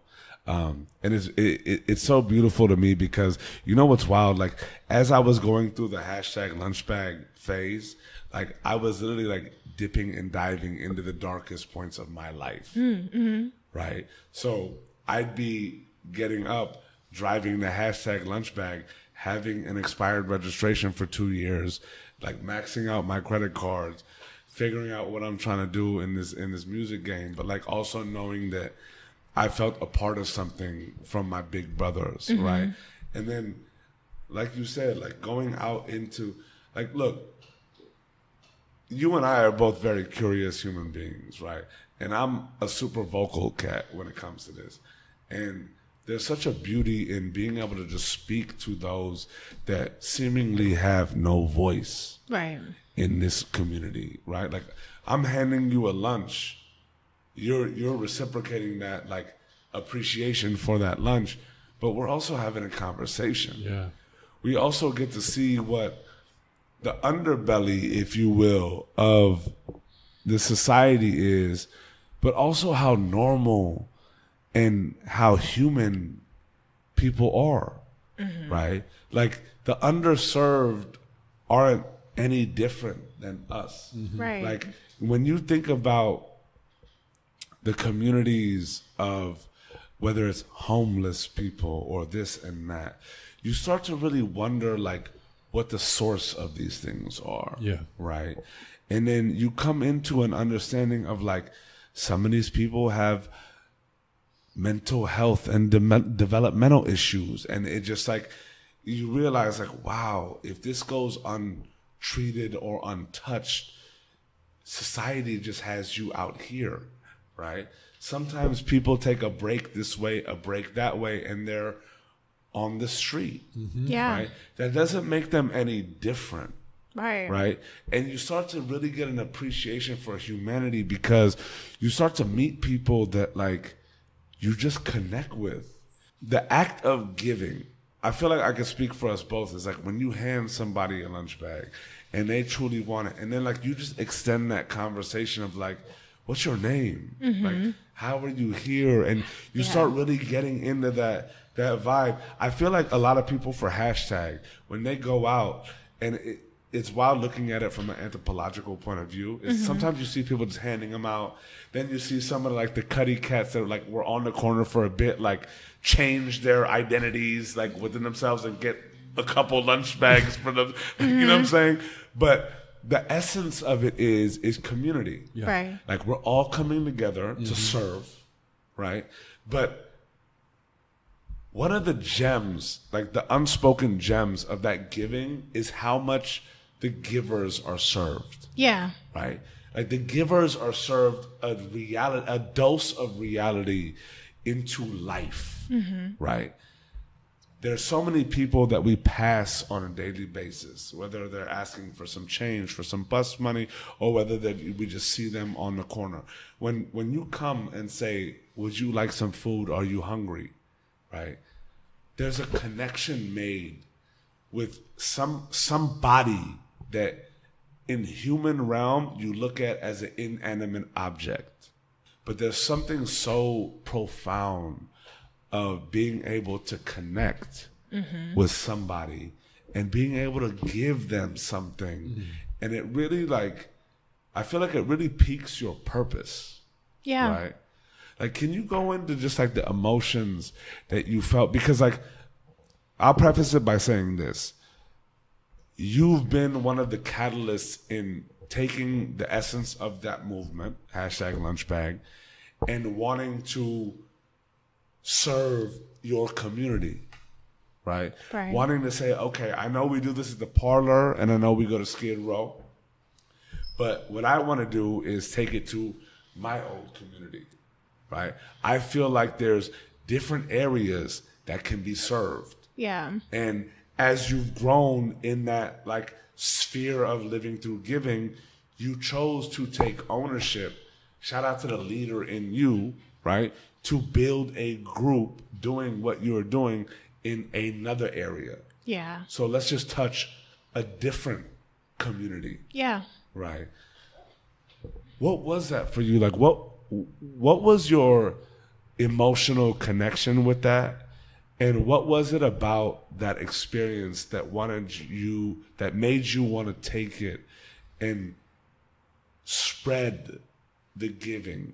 I was inspired by that first event that I went to in LA. So as I mentioned earlier, I was in Atlanta for work a lot that summer, and I had a venue in Atlanta to host an event. So I decided, okay, let's take it down to Atlanta. There's no chapter there. I have a couple of old interns who are going to school at Morehouse and at Clark who can help me out, spread the word out in that college scene. Yeah. So, yeah, I just got it going. I reached out to everyone I knew in Atlanta. I said, hey, this is a movement that started in LA. Want to start it up here in Atlanta, come through. And same thing as far as people coming, making sandwiches, making lunches, and they have, in Atlanta, they don't have a Skid Row, but they have like 2-3 blocks that are mainly populated by homeless people. Yeah. So I guess it was the Atlanta Skid Row. Yeah. Absolutely. So #lunchbag's purpose and even the feeling that you get from giving to someone, like, it resonated there. You can't describe that feeling. You can't. Like, for real. Like, it's something that's like in the depth of your being. Right. You can't. So the event went well there. Like, the volunteers wanted to come out again next month, and they wanted to tell their friends and tell them to come to the next event. So for 3 months, I would fly down to Atlanta for work, get a #lunchbag event going. And after the 3rd month, I left it to my friends in Atlanta to just take it over, and it's still going now. Amazing. Incredible. Still going now. So after that summer, I was back here in LA, and I would come to the parlor. And a lot of volunteers come out to LA, and I think that's great. Or #lunchbag LA at the parlor, and I think that's great. And I remember, I think like in September, I left Skid Row, and I drove home. And so I still live in South Central. I got off the freeway, and there's kind of like a tent city right off the freeway. I didn't have any lunches left. Like, every time I can, if I have change, I'll give it to them. And then, so driving down the street, on my block, there's like another little tent city. I'm like, damn, I ran out of lunches. Like, next month, I'll save like 10 lunches, and I'll give them to the people who are homeless right on my own block. Yeah. And then my birthday was coming up the next month, and I thought, okay, well, what can I do for my birthday this year? I have a party every year. Yeah. What can I do different? Oh, let me host #lunchbag for my birthday. And then I was thinking of where. I'm like, well, #lunchbag LA happens every last Sunday of the month. Doesn't make any sense because it'll be like a week and a half before my actual birthday. Well, why don't I host one in South Central and call it #lunchbag South Central? And so I came up with that idea because I felt like, okay, I'm part of #lunchbag LA. We give to the homeless or the needy in Skid Row, I was flying myself down to Atlanta. Yeah. And I was doing #lunchbag out there. Why don't I do something in my own community? Why don't I help the people who are literally homeless on my block? Wow. Yeah. And so next month, my birthday, was the first #lunchbag South Central. Well, it was first called #lunchbag South Central, but we ended up renaming it to #lunchbag Lamert Park. Word. But that's where that stemmed from, me wanting to Absolutely. do something for my immediate community. Yeah. And what did that come from? Like the importance of community to you? The importance of community came from just thinking about high school and thinking about the great teachers that I had the privilege of learning from, and them instilling in me like the importance of mentors and just paying it forward. Mm-hmm. And I wanted to do that. Like, I was blessed enough with great people in my life, great opportunities, a good job, and I knew that there had to be more to life than what I was doing. And so giving back and kind of paying homage to the people who helped me out as a kid, I wanted to do something for the homeless, the needy, and kids. Yeah, and in your own community. And it's crazy that charity kind of reshaped community and brought it back in your life. Yeah, it did. Because, you live this lifestyle. I mean, you're traveling the world with Nas on one side of things, and now you're coming back and devoting yourself now to something so grounded as giving food to your immediate community. Mm-hmm. They're kind of on the opposite sides of the spectrum, like in terms of how you can perceive it, but I feel they also come together. Like your feeling of managing this person's career and being by their side and taking care of this in your work, and then coming back home and saying, who is the Leslie now? Who am I? The Leslie Rosales of South Central. Who is that person now? And redefining yourself. Right. And now that you're giving and being a part of your community, how has that changed the community? I wouldn't say it's changed the community, but it's brought some awareness into the community that there are opportunities available in our area to help others and to get involved with volunteering and helping the community. Yeah, I mean, awareness is where it started with you. Like, just Right. with AJ making that first phone call to you. Right. It's not like, oh, let me just do this one deed of charity and be gone. It's that connection you have and that awareness that you could bring to people is a community within itself, like you were saying. Yeah. Is building the community of givers to give to the actual community who needs it. Yeah. Did that start to change your wants? Like, did that start, like, did the process of giving, right, as you're balancing your life in and of itself as well, like you're still doing your work, you're starting to give, which kind of brings a little more purpose, if you will. Yeah. Right? Did that event and immersion into like kind of much more of like a giving scenario and actually adding giving into your life, right? Did that start to change your perspectives? Like how'd that impact your views on life as you were growing into it? As I was growing into it with my travel back and forth to Atlanta, and even just me traveling, period, actually made me sick. How so? So summer 2013, I started to get involved. Well, I was introduced to #lunchbag. Then for 3 months, I flew back and forth to Atlanta to just kick it off there. October, I started #lunchbag Lamert Park, and then 2 weeks after that, I was hospitalized. For what? I had a pulmonary embolism, blood clots in my lungs, which formed from traveling so much. No way. Yeah. So I was hospitalized for 4 days. I was told that I had several blood clots in my lungs. And it came from traveling so much, one, to birth control.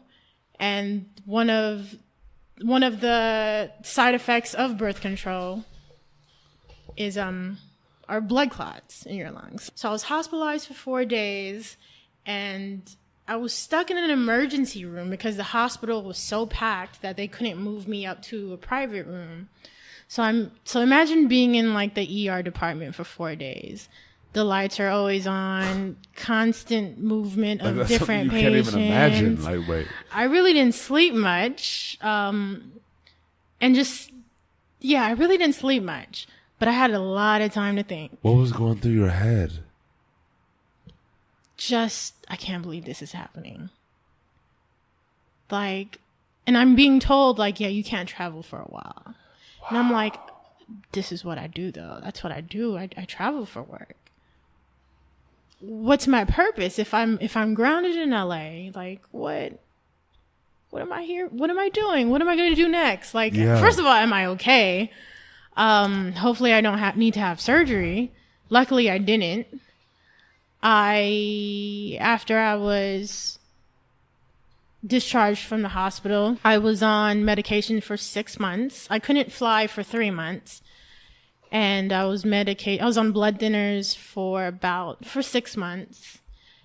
And I think it was after I was discharged from the hospital. 2 weeks after that was the second Sunday of the month where I said that I would host #Lunchbag Limerick Park every second Sunday of the month. Yeah.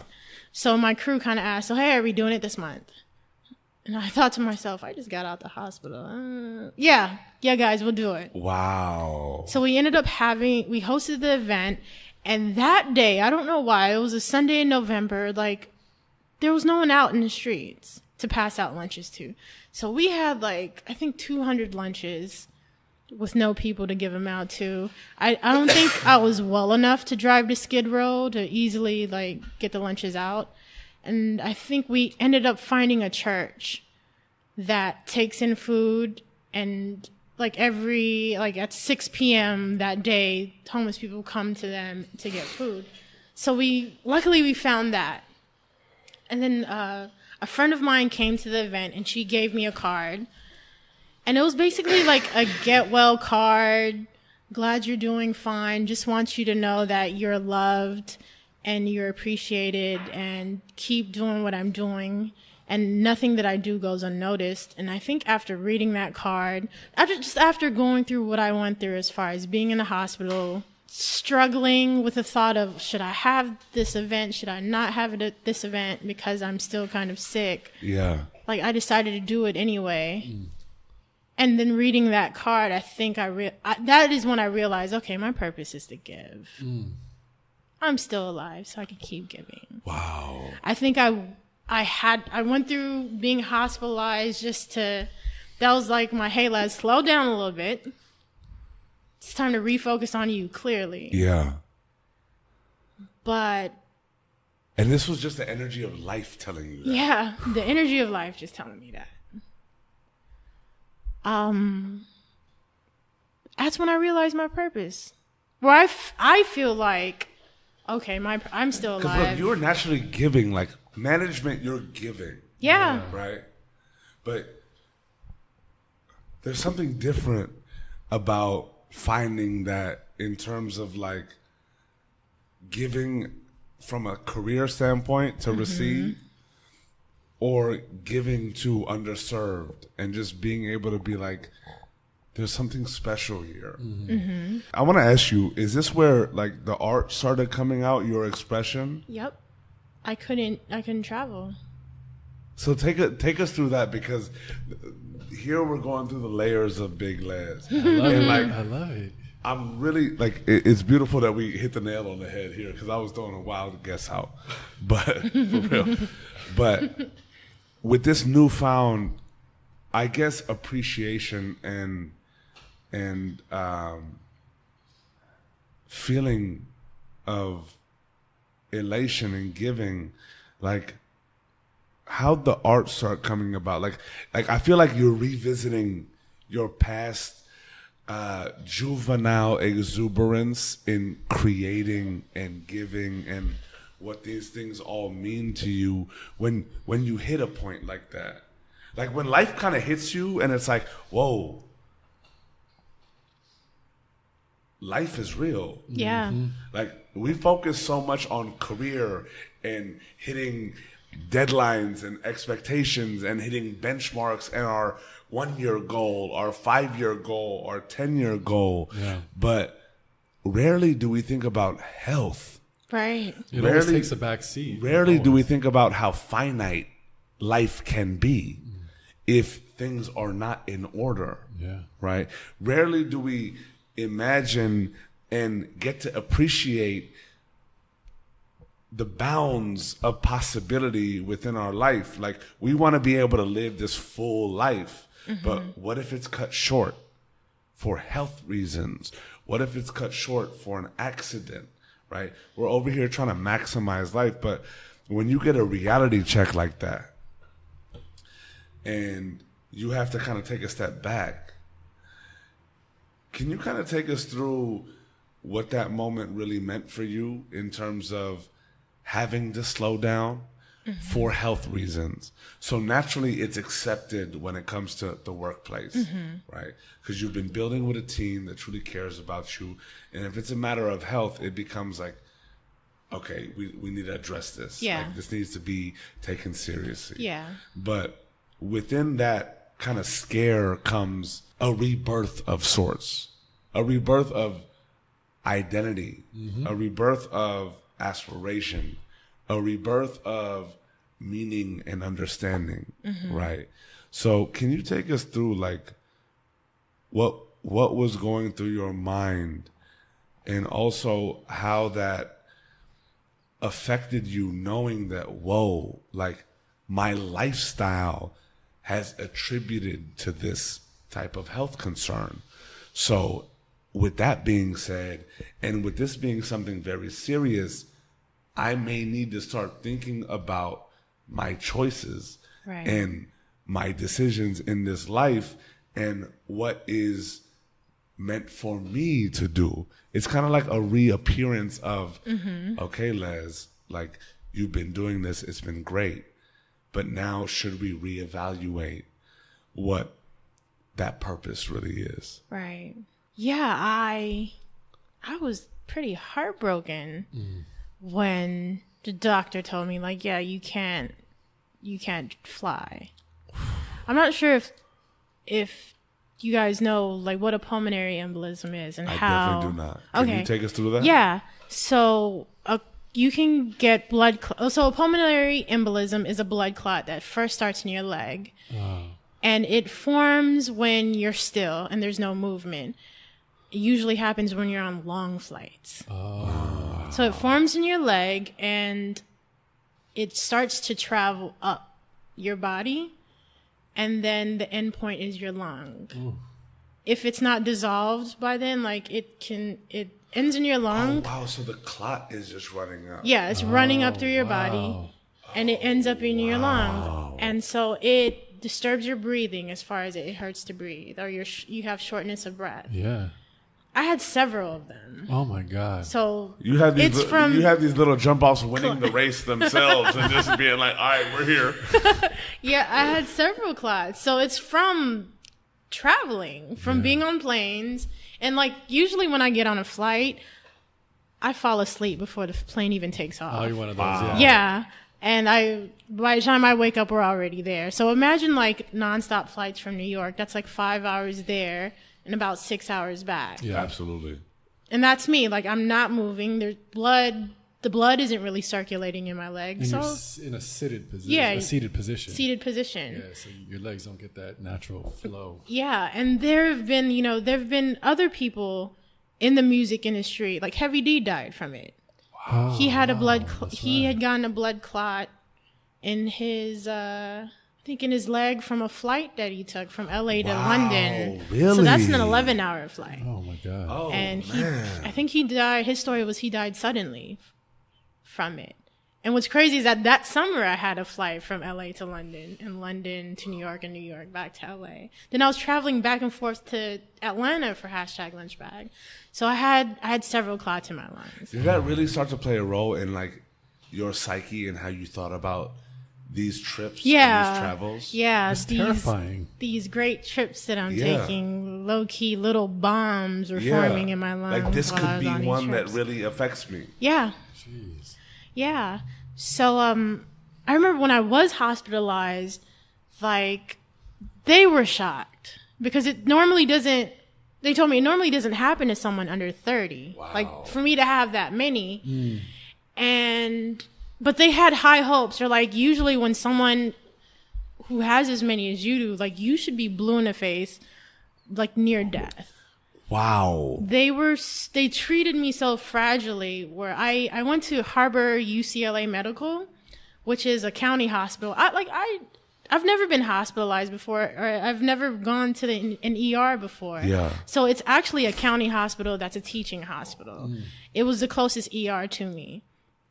And I think the wait was 4 hours before I got admitted. And then when they realized that I had blood clots, I remember they ran after me with like a wheelchair, an oxygen tank. They're like, don't move, sit down. Wow. They put a mask on me and they took me to the ER, ran a bunch of tests. And I called, my mother was with me. And I told my mother, call Dennis and Anthony, let them know what's going on. Oh, man. So Anthony was trying to get me transferred out of there. He was like, why'd you come to a county hospital? Like, you have the best health insurance. Why didn't you go to Cedars-Sinai? Let's get you transferred out of here and get you to Cedars-Sinai. Leave it to Anthony to just be like, no, you need to was go like, to the yeah, plush we'll scenario. figure it out. I'm calling the doctors right now. You're meeting with Dr. Ibrahim, and you're literally going there. He knows you're coming. We're sending a helicopter. You're literally 20 minutes. We're sending a helicopter. I don't care. But the doctors were like, no, she's so bad. Oh, wow. To where if they were to transfer me and if the ambulance were to drive over a speed bump, that the results could be detrimental. So that's why I was in the ER department for 4 days straight, because I couldn't be moved. Wait, let me ask you, like, what was that moment what made you get in, like, to go seek that? Man, what's crazy is that I had shortness of breath for at least 2 Because a lot of times people like go through certain things until they have their heart attack, right? And you noticed this thing. I noticed it. Like, was this something that you've been noticing for a while and just been like, I don't know. Like, I did. What was that moment? Or was there not one and you were just like, it's compounding of like, there's been too many of these going on? When it started, I felt it. Like, I couldn't walk up one flight of stairs without being short of breath. Wow. And my doctor at the time, like, I would tell her what's going on. Like, hey, I feel a certain way. And she would run tests on me, and she just couldn't figure it out. Even with me telling her, like, she knew what I did for a living, and she knew I flew long flights. Mm-hmm. She didn't put that together along with the birth control she was prescribing to me, or the fact that I was clearly telling her, like, yo, I smoke cigars. I'm not a smoker like that, but I smoke cigars. She couldn't put any of that together. Mm-hmm. And I remember I just got back from Atlanta, and I'm like, okay, I'm feeling worse. I went to go see her on a Wednesday, and she said, well, I'll just prescribe you more medication, and, if it gets bad, just go to the ER. And I'm like, what doctor says that? Just go to the... You know what I say? It's like, if it just gets bad, just go to the... Yeah, you have level 10. Run to level. On. If it gets a little bad, run to level 10. Let me call because we're there and see what kind of like pills they got coming on in there. And that's all she was doing. She just kept giving me pills, and I wasn't getting any better. I was getting worse, in fact. It's wild to think that had you had maybe not gone or have waited just a little longer. Yeah. Yeah. No, so I saw my doctor on a Wednesday. Thursday, I stayed home. That Friday, I had things to do. Like, I took my dog to the groomers. I got a haircut. I got a massage. I got my car wash. This whole time, it hurt to inhale. Oh, I felt like this pain in my chest. And I think that was as worse as it's gotten. Like, it hurt to breathe. Like, you need to breathe to live. When you start having to listen to your body, there's so much belief in our system of like, you're going through this, but it's not as catastrophic yet. Yeah. Right? It's one of those things of like, there's something wrong, right? And in our society, I feel like we're living lives of there's something that's not right, but until it becomes wrong, catastrophically wrong, it's not an issue. Right. Right?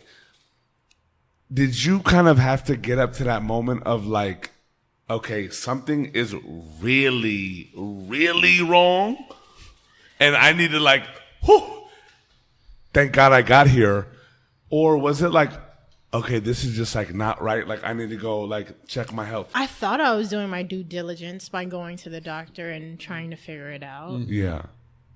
And I'm very like, if I get sick, I try not to take meds. Like, sleep it off, walk it off, sweat it out. That Friday night, I remember calling my homegirl and asking her, like, yo, I feel real bad. Like, this pain in my chest every time I inhale, it's not right. Can you imagine that? Like, I just want to take a second, right? You're feeling that. You're calling homegirl, like, yo, girl.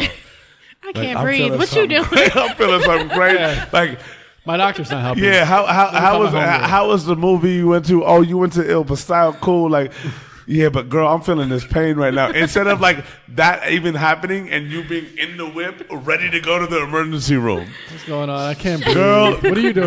Girl, if you only knew the pain my chest was going through today. Ooh. And I asked her, I was like, should I go to the ER? She said, if you really feel like you should go, you should go. I'm like, nah, I'll see how I feel in the morning. She should have said, I feel like I can sleep it off. And then I think by 11:50, I'm like, I can't even sleep because of the pain. Let me just go to the ER. And yeah. Sure enough, it was bad. It was bad. So you got that information, right?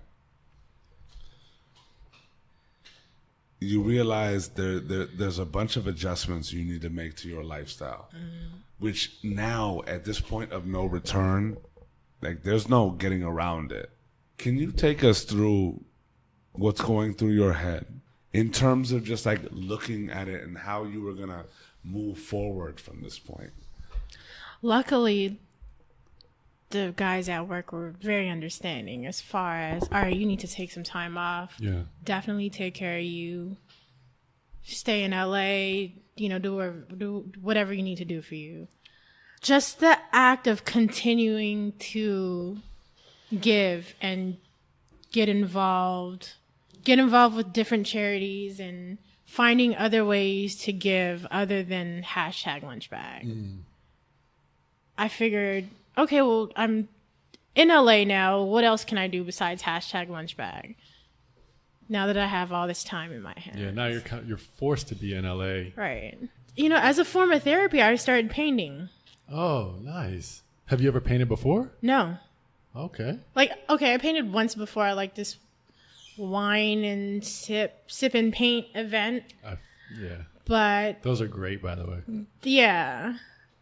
And so I started painting as a form of therapy. Actually, I wasn't doing it for therapy. I just started painting, and it became my form of therapy. Just being able to create again and express myself artistically. And that, that was something that I ended up loving to do that took up some time. Awesome. Since I wasn't working or traveling as much. And another thing I did was I formed another charity called Fresh Start LA. So Fresh Start LA. Let's get into Fresh Start. Yeah. So I think it was around Thanksgiving 2013.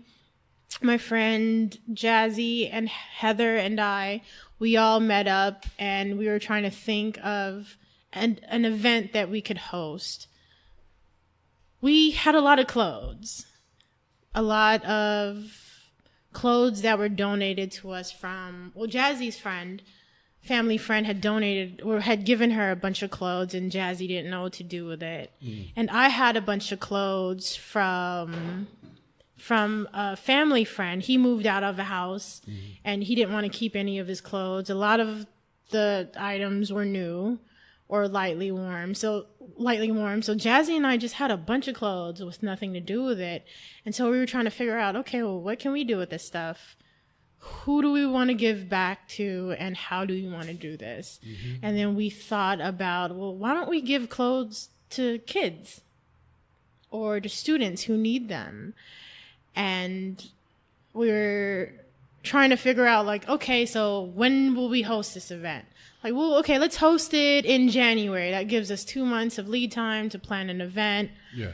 We'll host it in January, right before school starts after Christmas break. And, okay, well, what are we going to call it? How about Fresh Start? You know, it's a new year. We're going to give kids fresh clothes. Fresh Start kind of fits. Then I remember Googling, like, Fresh Start. Oh, it already exists. Well, let's use PH, Fresh Start. Oh, yeah. It's a weed dispensary in Oregon. Right. Right. But we were really stuck on Fresh Start. And then I said, well, why don't we just tag LA at the end of that? So Fresh Start LA was born Thanksgiving 2013. Amazing. Then we were thinking of concepts of, okay, well, we just don't want to pull up to group homes or to kids, like, hey, kids, come get some clothes. Like, we didn't want to seem creepy like that. We wanted the event or our charity to seem cool. Like, hashtag lunch bag is cool. Yeah. How can we make giving clothes to kids cool?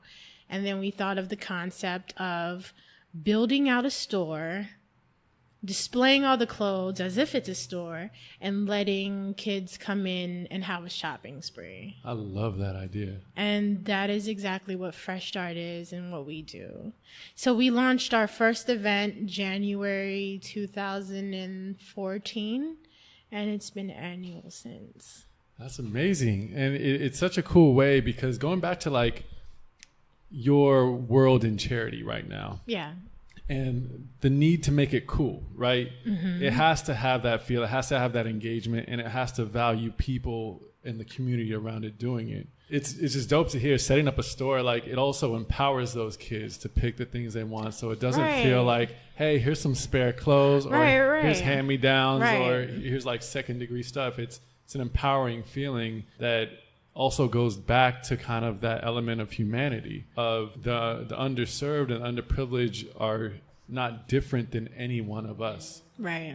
And for you taking this time in LA and putting your efforts towards the charity and painting, expressing yourself, have you felt more like getting back to kind of who you are, in a sense, like away from the big grind, 10-year grind career, and now getting a little more in touch with kind of things that are meaningful to you? Absolutely. I felt like with my time off from work, I was able to get in touch with my artistry and painting and connecting with people the way I wasn't connecting with them before while I was too busy working or traveling. Bringing the connection back. Yep, absolutely. And, you know, giving back to people in general is important to me, but I think giving back to children and to teenagers is super imperative, especially in this day and age where kids kind of lean on media or social media for inspiration or influences. Like, there aren't too many positive people to look up to sometimes on social media, especially as far as popular influences. What they look up to reality stars and IG models, that's really not the best influence. Yeah. So, you know, kids and the youth in general just need to know that they're loved and that people still care. Absolutely. I mean, going back to like when you were in high school. Yeah. And your teacher, like that power of influence, especially with the youth, is so important. Absolutely. It really is. Yeah, no, it's inspiring that next generation, and I think the fulfillment that you get from doing that is equally as important too. Yeah. And what keeps you going and driving, it kind of makes you realize what really is important. And something like the music industry or just entertainment in general, or just like the rat race of what life can be, where you're grinding and grinding and you're grinding, and you have this health scare, and it kind of brings you back to like, okay, it puts life into perspective. Yeah, what's really important? What really makes me feel successful? What makes me feel great? What wakes me up in the morning? Yeah.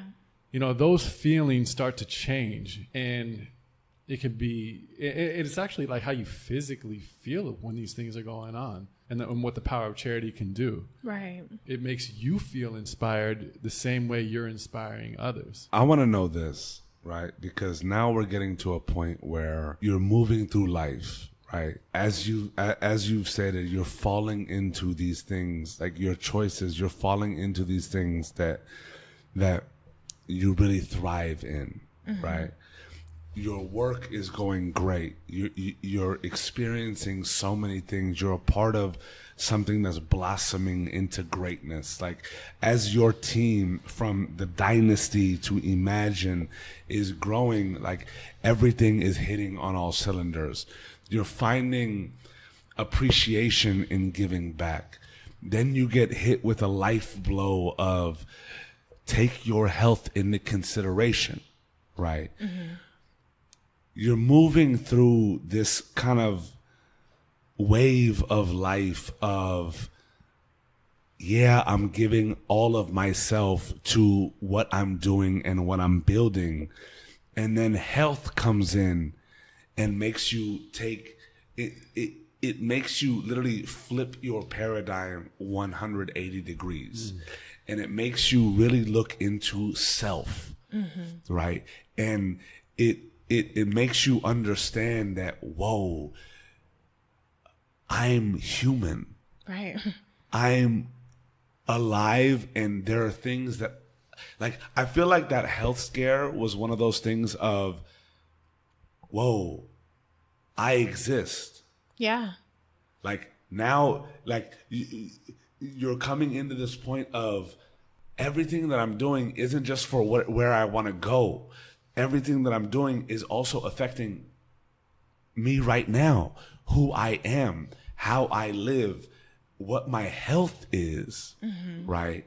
And then through that, you're finding your passions in art and expressing, right? And you're reaching this kind of transitional moment, right? Of, instead of how can I keep growing, right? It becomes, how is what I'm doing affecting me? Yeah. I feel like that moment for you, and correct me if I'm wrong, but that moment for you was like, whoa, I may need to start looking at me now. Yeah. Right? Yep. We're living through this life of go, go, go, go, go, right? For our wants and our aspirations, but like, let's take a step back and feel the depth and the importance of, if I'm not healthy, how the hell can I do this? Right? So you start to pivot a little bit, right? You start to look a little more internal a little bit. What are your thoughts going through your head in terms of thinking about you more now and what you want now, and how the decisions not only in your career but in your health are affecting you now? And how was that element in terms of your transitions? Definitely getting sick and that moment that I lived through made me refocus on myself. And I really had to ask myself, like, what's my purpose? Like, what do I want to do? What do I want to do next? If there is a next. If not, I'm fine with my current career. But I really had to ask myself, okay, like, I need to start focusing on me and, you know, what makes me happy?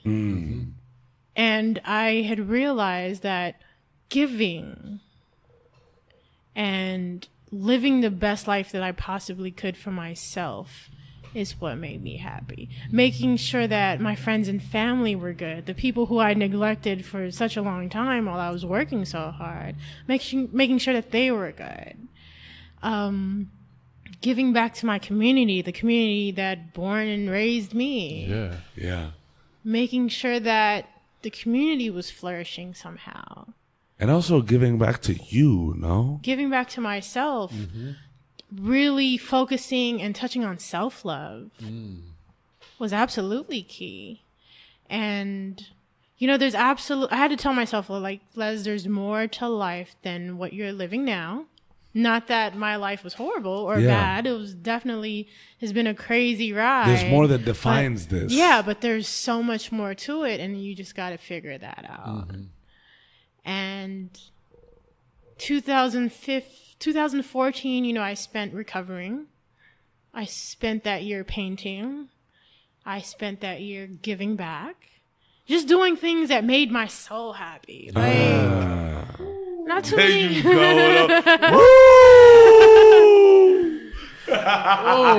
People forget to feed. Let it out. Let it out. People forget to feed their souls. Absolutely. Or they get lost in the sauce. Like, a lot of people can get lost in the vanity of what I do for a living. Like, I see other people who are along the same lines as me getting lost in that life, letting the industry, not being part of the industry, but like becoming the industry and being of it. I never wanted that for myself. I always wanted to be able to move the way I move in the industry, but also be able to detach myself from that and try and live a normal life. And for me, normalcy has been giving back, painting, really practicing self-love, and just spending time with friends and family, and just doing all the things that made me happy. Refocusing my focus on me. Yeah. Along with doing my job. Now, for me, 2014 and 15 was now being able to juggle work life and Leslie life, my own life. So I became less of a workaholic in 2014 and 15. And in 2015, I really felt like, okay, my art stuff was booming, by the way. So I started... Talk to him, Les. Talk to him, Les. Booming! Picasso in the building!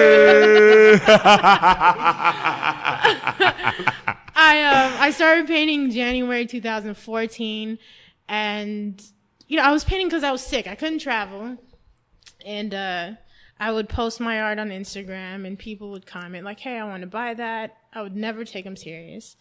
And then in April, a friend of mine literally called me and said, "Hey, I want to buy that painting." And then I thought, okay, well, maybe this can be something. I can make a little money off of this. So I continued painting, and with the connections I had, like, I had a gallery available to me at my disposal. So I would just host my own art shows. I didn't wait for a gallery to hit me up or a dealer to hit me and say, and be like, hey, look, we'll host it and take 50% of your craft, but like you're with X group, like you know the prestige that comes with this, right? So I just started doing it on my own. I hosted my own shows, and by the end of 2015, I've had 2 solo shows in LA, a solo show in New York, and I did Art Basel for the first time. How was 2015. Dope. So much, like, the city is just full of art, street art. Galleries are open. Scope has a huge gallery out there on the beach. Like, Art Basel is lit. Oh, it's amazing. How does it feel to be an artist? Let me rephrase that. One, yes, how does it feel to be an artist? But 2, to look at yourself as an artist, or almost that have an identity as an artist. Do you feel like that? I'll answer the first question. How does it feel to be an artist? It feels great. There's now an avenue for me to express myself again. Incredible. Like, the last time I had an avenue was over 10 years ago when I was dancing. Yeah. So being able to express myself in such a visual, colorful and powerful way. Like, it's freeing. Mm-hmm. Now here I am going along with the lines of doing things that make me happy. So art has become that for me. I don't see myself as an artist. Like, my artist name is LSMR, just simply my initials, but I don't talk about my art too much on like my personal socials, but on my artist socials, like, of course I post my art. I have a website just all dedicated to my art, but not too many people know that I paint, especially if like you've just met me like within the past year and a half. You probably don't even know that I paint. But I'm not doing it for the look or for money. I'm really doing it for expression. But if a person is interested in buying, of course I'll be open to sell. But no, beautiful, because it's not like you change careers of like, I'm gonna be an artist. Yeah. And it's really coming from a free and expressive, pure place. Yeah. And I think because of that, it's shining and getting recognized too. I think there's a cool element of your expectations within the reasons why you're doing it right. are the same reasons why you're becoming more successful with it. Yeah. And I never wanted to be seen. I never want to be known like, I don't want people to think that I'm doing it, that I'm painting just for the look of it. Like, I know a lot of dope painters and artists who haven't had the same opportunities as I. So I like to keep it toned down. Yeah. But I actually want to start helping other artists, maybe managing other artists, and it kind of bridging the gap between their art and their talent to my connections, like using all the same connections I had for my art for other artists. So I don't just want to keep the connections to myself. I want to give and help other artists. Absolutely. So that also falls in the lines of me giving and helping others and doing things that make me happy. Yeah, it's crazy to see because you're still progressing on a very successful track, doing the things that actually fulfill your soul. And sometimes we think those things that fulfill ourselves have to just be hobbies, and that I just do that on the side, but from what you're doing, it's like you're living all elements of your life in that new realm. And because it's not coming from a place like, I need to make money off this, I need to survive off this, and it's really coming from just how you want to drive and what the person you want to be now. It's just so happening that you can start living in that direction too, and those things are becoming more successful. With that being said, what's the next step for you and where you want to go with all this? Towards the end of 2015, I considered moving to New York. I feel like I've done a lot in LA. Like, I've held LA down for 30 years. Yeah. Pretty much my whole life. And so I wanted to move to New York, but just couldn't find the right opportunity then. In 2016, I was in a relationship, so that kind of held me in LA. And then at the top of this year, I got out of that relationship, and I figured I actually was depressed. I went through 3 months of depression at the top of this year. Can you take us through that? Yeah. Like what was it from? Like what? It was from, the ending of the relationship and me feeling like 2016 was a wash. So at the end of 2015, I was transitioning out of being Nas's day-to-day manager. Okay. So I moved from Nas to another rapper. With the second rapper, it didn't last that long. So all throughout 2016, I didn't have an artist that was assigned to me through the management company. And so I was kind of, 2016, I felt a bit stagnant as far as work. I was in limbo. I was still getting a check though. Yeah. So it was kind of a paid vacation. Got it. So one wouldn't complain about that.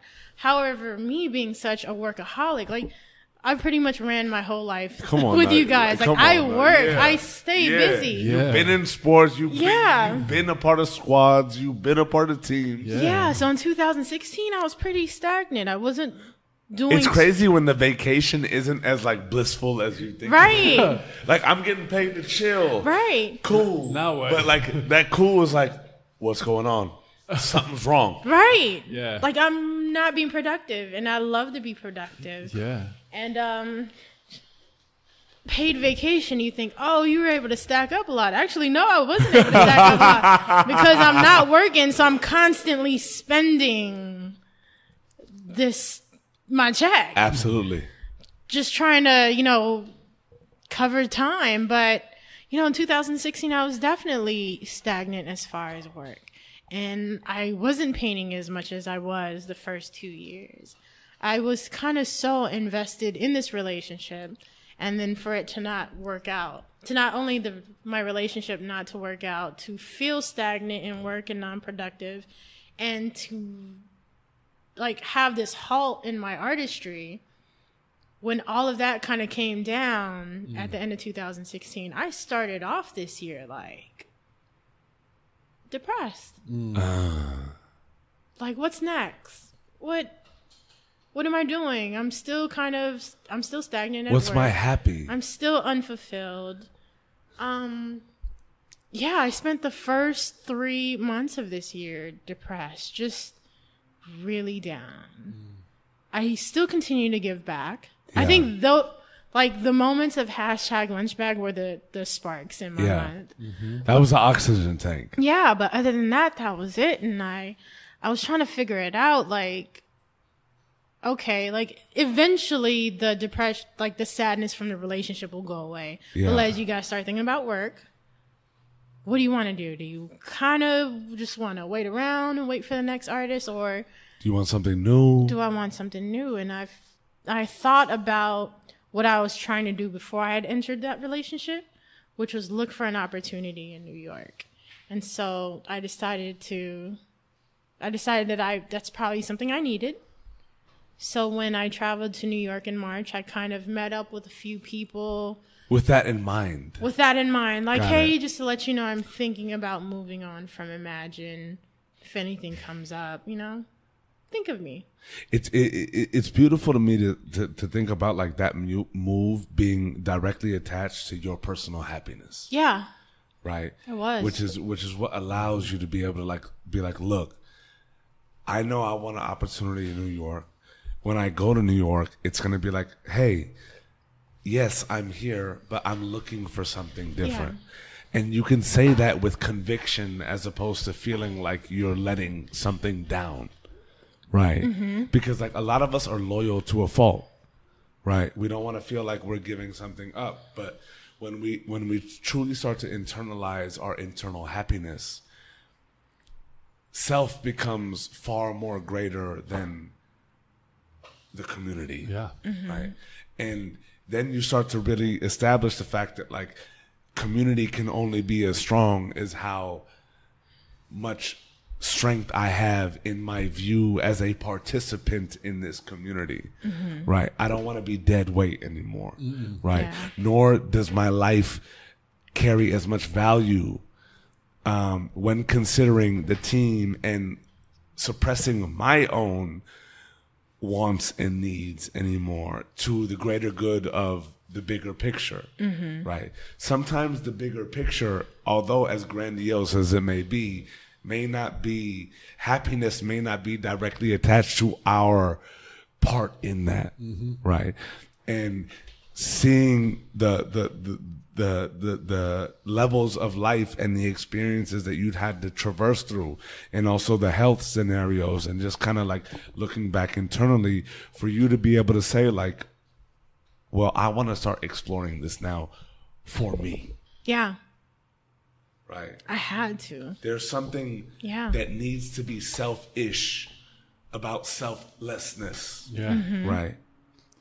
Les has to be at one in order for anything around her to thrive. Yeah. Right. If I'm not happy, nobody else will be. Mm-hmm. Right. So now we're taking Les's life into consideration. Yeah. And now we're putting that into the open, right? I want to ask you, was that tough to you to like bring a voice to that to your team? Was that something that you kind of felt you had to hold back on? Or did you kind of get to a point in your life where it's like, look, my health is this way. I love y'all to death, but like I've been exploring this and I want to openly say it? Or was it something that ate at you for a little while? Anthony and I started having these conversations December of last year. Just with... Was it tough to start with? Or was it something It was tough. I remember I didn't have the conversation with him, or I didn't bring it up till we were at a company Christmas party, and after a couple like shots of... I feel you. Shots of Henny. Started like... Pulled him to the side like, yo, so this is what's going on. And you know, Anthony's so amazing. He was supportive of it off jump. Lightweight, he knew. Yeah. How'd you feel after you started like bringing this conversation up? Because look, we all know Anthony's a great leader. Absolutely. Right? We also all know that like there's a little pit in you that started from so early that it's like, this isn't me leaving this, right? But like, I just need to let you know that I need personally, and being in a world where personally whatever's going on with you, you need to put that on the back burner, mm-hmm. right? But there comes a moment in our lives where personally we have our own wants and needs and aspirations. And if it does not align with the group anymore, we need to bring it up, mm-hmm. right? What was that transition like for you in that regard? So when Anthony and I spoke about it, it was light. It was, hey, you know, he's going through some transitions as well. And, you know, it was a pretty light conversation as far as the conversation was actually about his transitions. And I asked, so what does that mean for me? And he said, you know, it's time for us, for everyone to start, you know, looking into something new. Wow. And so that was the light conversation in December. And then February. Was that a little comforting for you? Like, okay, it may be... It was comforting, like, okay, the time has come as far as it's time for me to do something different. Mm-hmm. But it was also nerve-wracking, like, oh, my paid vacation is about to end. And you still don't, you need to line something up because I didn't know when it was going to end. So then he and I had another conversation in February. And that's when I knew, like, okay, it's go time. I want to move on, especially with like how I was feeling about my relationship ending.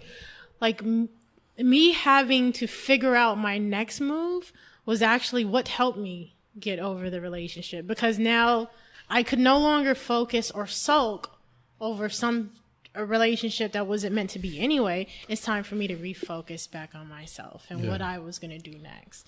So I went to New York, kind of had some conversations, and I remember going to Austin for South by Southwest for work, and then I came back to LA just thinking like I felt horrible. Like no relationship, might not have a job soon or a job lined up. What am I doing? Like, and then I thought to myself, I've been working with these guys my whole adult life. I've known most of them since I was in high school. And I had this struggle, not a struggle, but I had this thought, like, who is Leslie Rosales without Imagine, without Anthony, without What Nas? is my identity? I asked myself that. Wow. Like, Leslie, who are you? That's a wild question. And do people care? Would people still care about you, or would people, if you weren't attached, still mess with you? Yeah. If I wasn't attached to those people, like 10 years is a long, and that's a very honest thought. 9 years is a long time. That's a very honest thought, though. And it's super honest. Because and we put our self-worth on that, what we're doing. Right. Is it what, Leslie what Rosales? we're contributing. Yeah, or is it Leslie from Imagine? Right. It's like the connection ultimately can become your identity, right? Especially in this business. You know, and I had that moment with my art too. Do people like my art because I'm Leslie with this people, or do people like my art because my art is dope? What's real and what's not? It's like when I've had those moments, man. Yeah, it's like when a person's in a band or like a rap duo or something, and they break off to do their solo stuff. Yeah, it's like, are people still gonna mess with them, or they only like them because they were like in the band? Yeah, and like, oh, your solo stuff's all right, but can you go back? You know, for real. It's that same kind of thing. So I had those moments in March, like, who are you, Leslie? Who are you? Who are you? Can you really, like, who are you? And then I had to tell myself, like, I've had conversations with Anthony and Nas since, or during that time, like, they're still my brothers and they still care about me and they still have my best interest. And even if I were to move on to another company, I still have that relationship with them. They're still family. Mm-hmm. Nothing's really going to change. And if people don't mess with me if I leave, then they didn't mess with you in the first place. Exactly. Exactly. Because it wasn't you. Exactly. So, you know, I had to stop myself out of questioning and being doubtful of myself and just really believing in myself and just pushing through. Like, this is what's going on in life now, so I got to figure out the next move. Yeah. Yeah. And where is that next? I feel like we're coming to like a gorgeous scenario. So now, where we leave off, I feel like the next move is very recent. Yeah. And where is that next move? So in March, I had several meetings back and forth in New York. And then in top of June, I was offered a position and I accepted it. And I've moved to New York and I'm now a project manager at Def Jam Recordings. Beautiful. Woo! And with that being said, you know what's crazy? We about to hit this. Mama, we made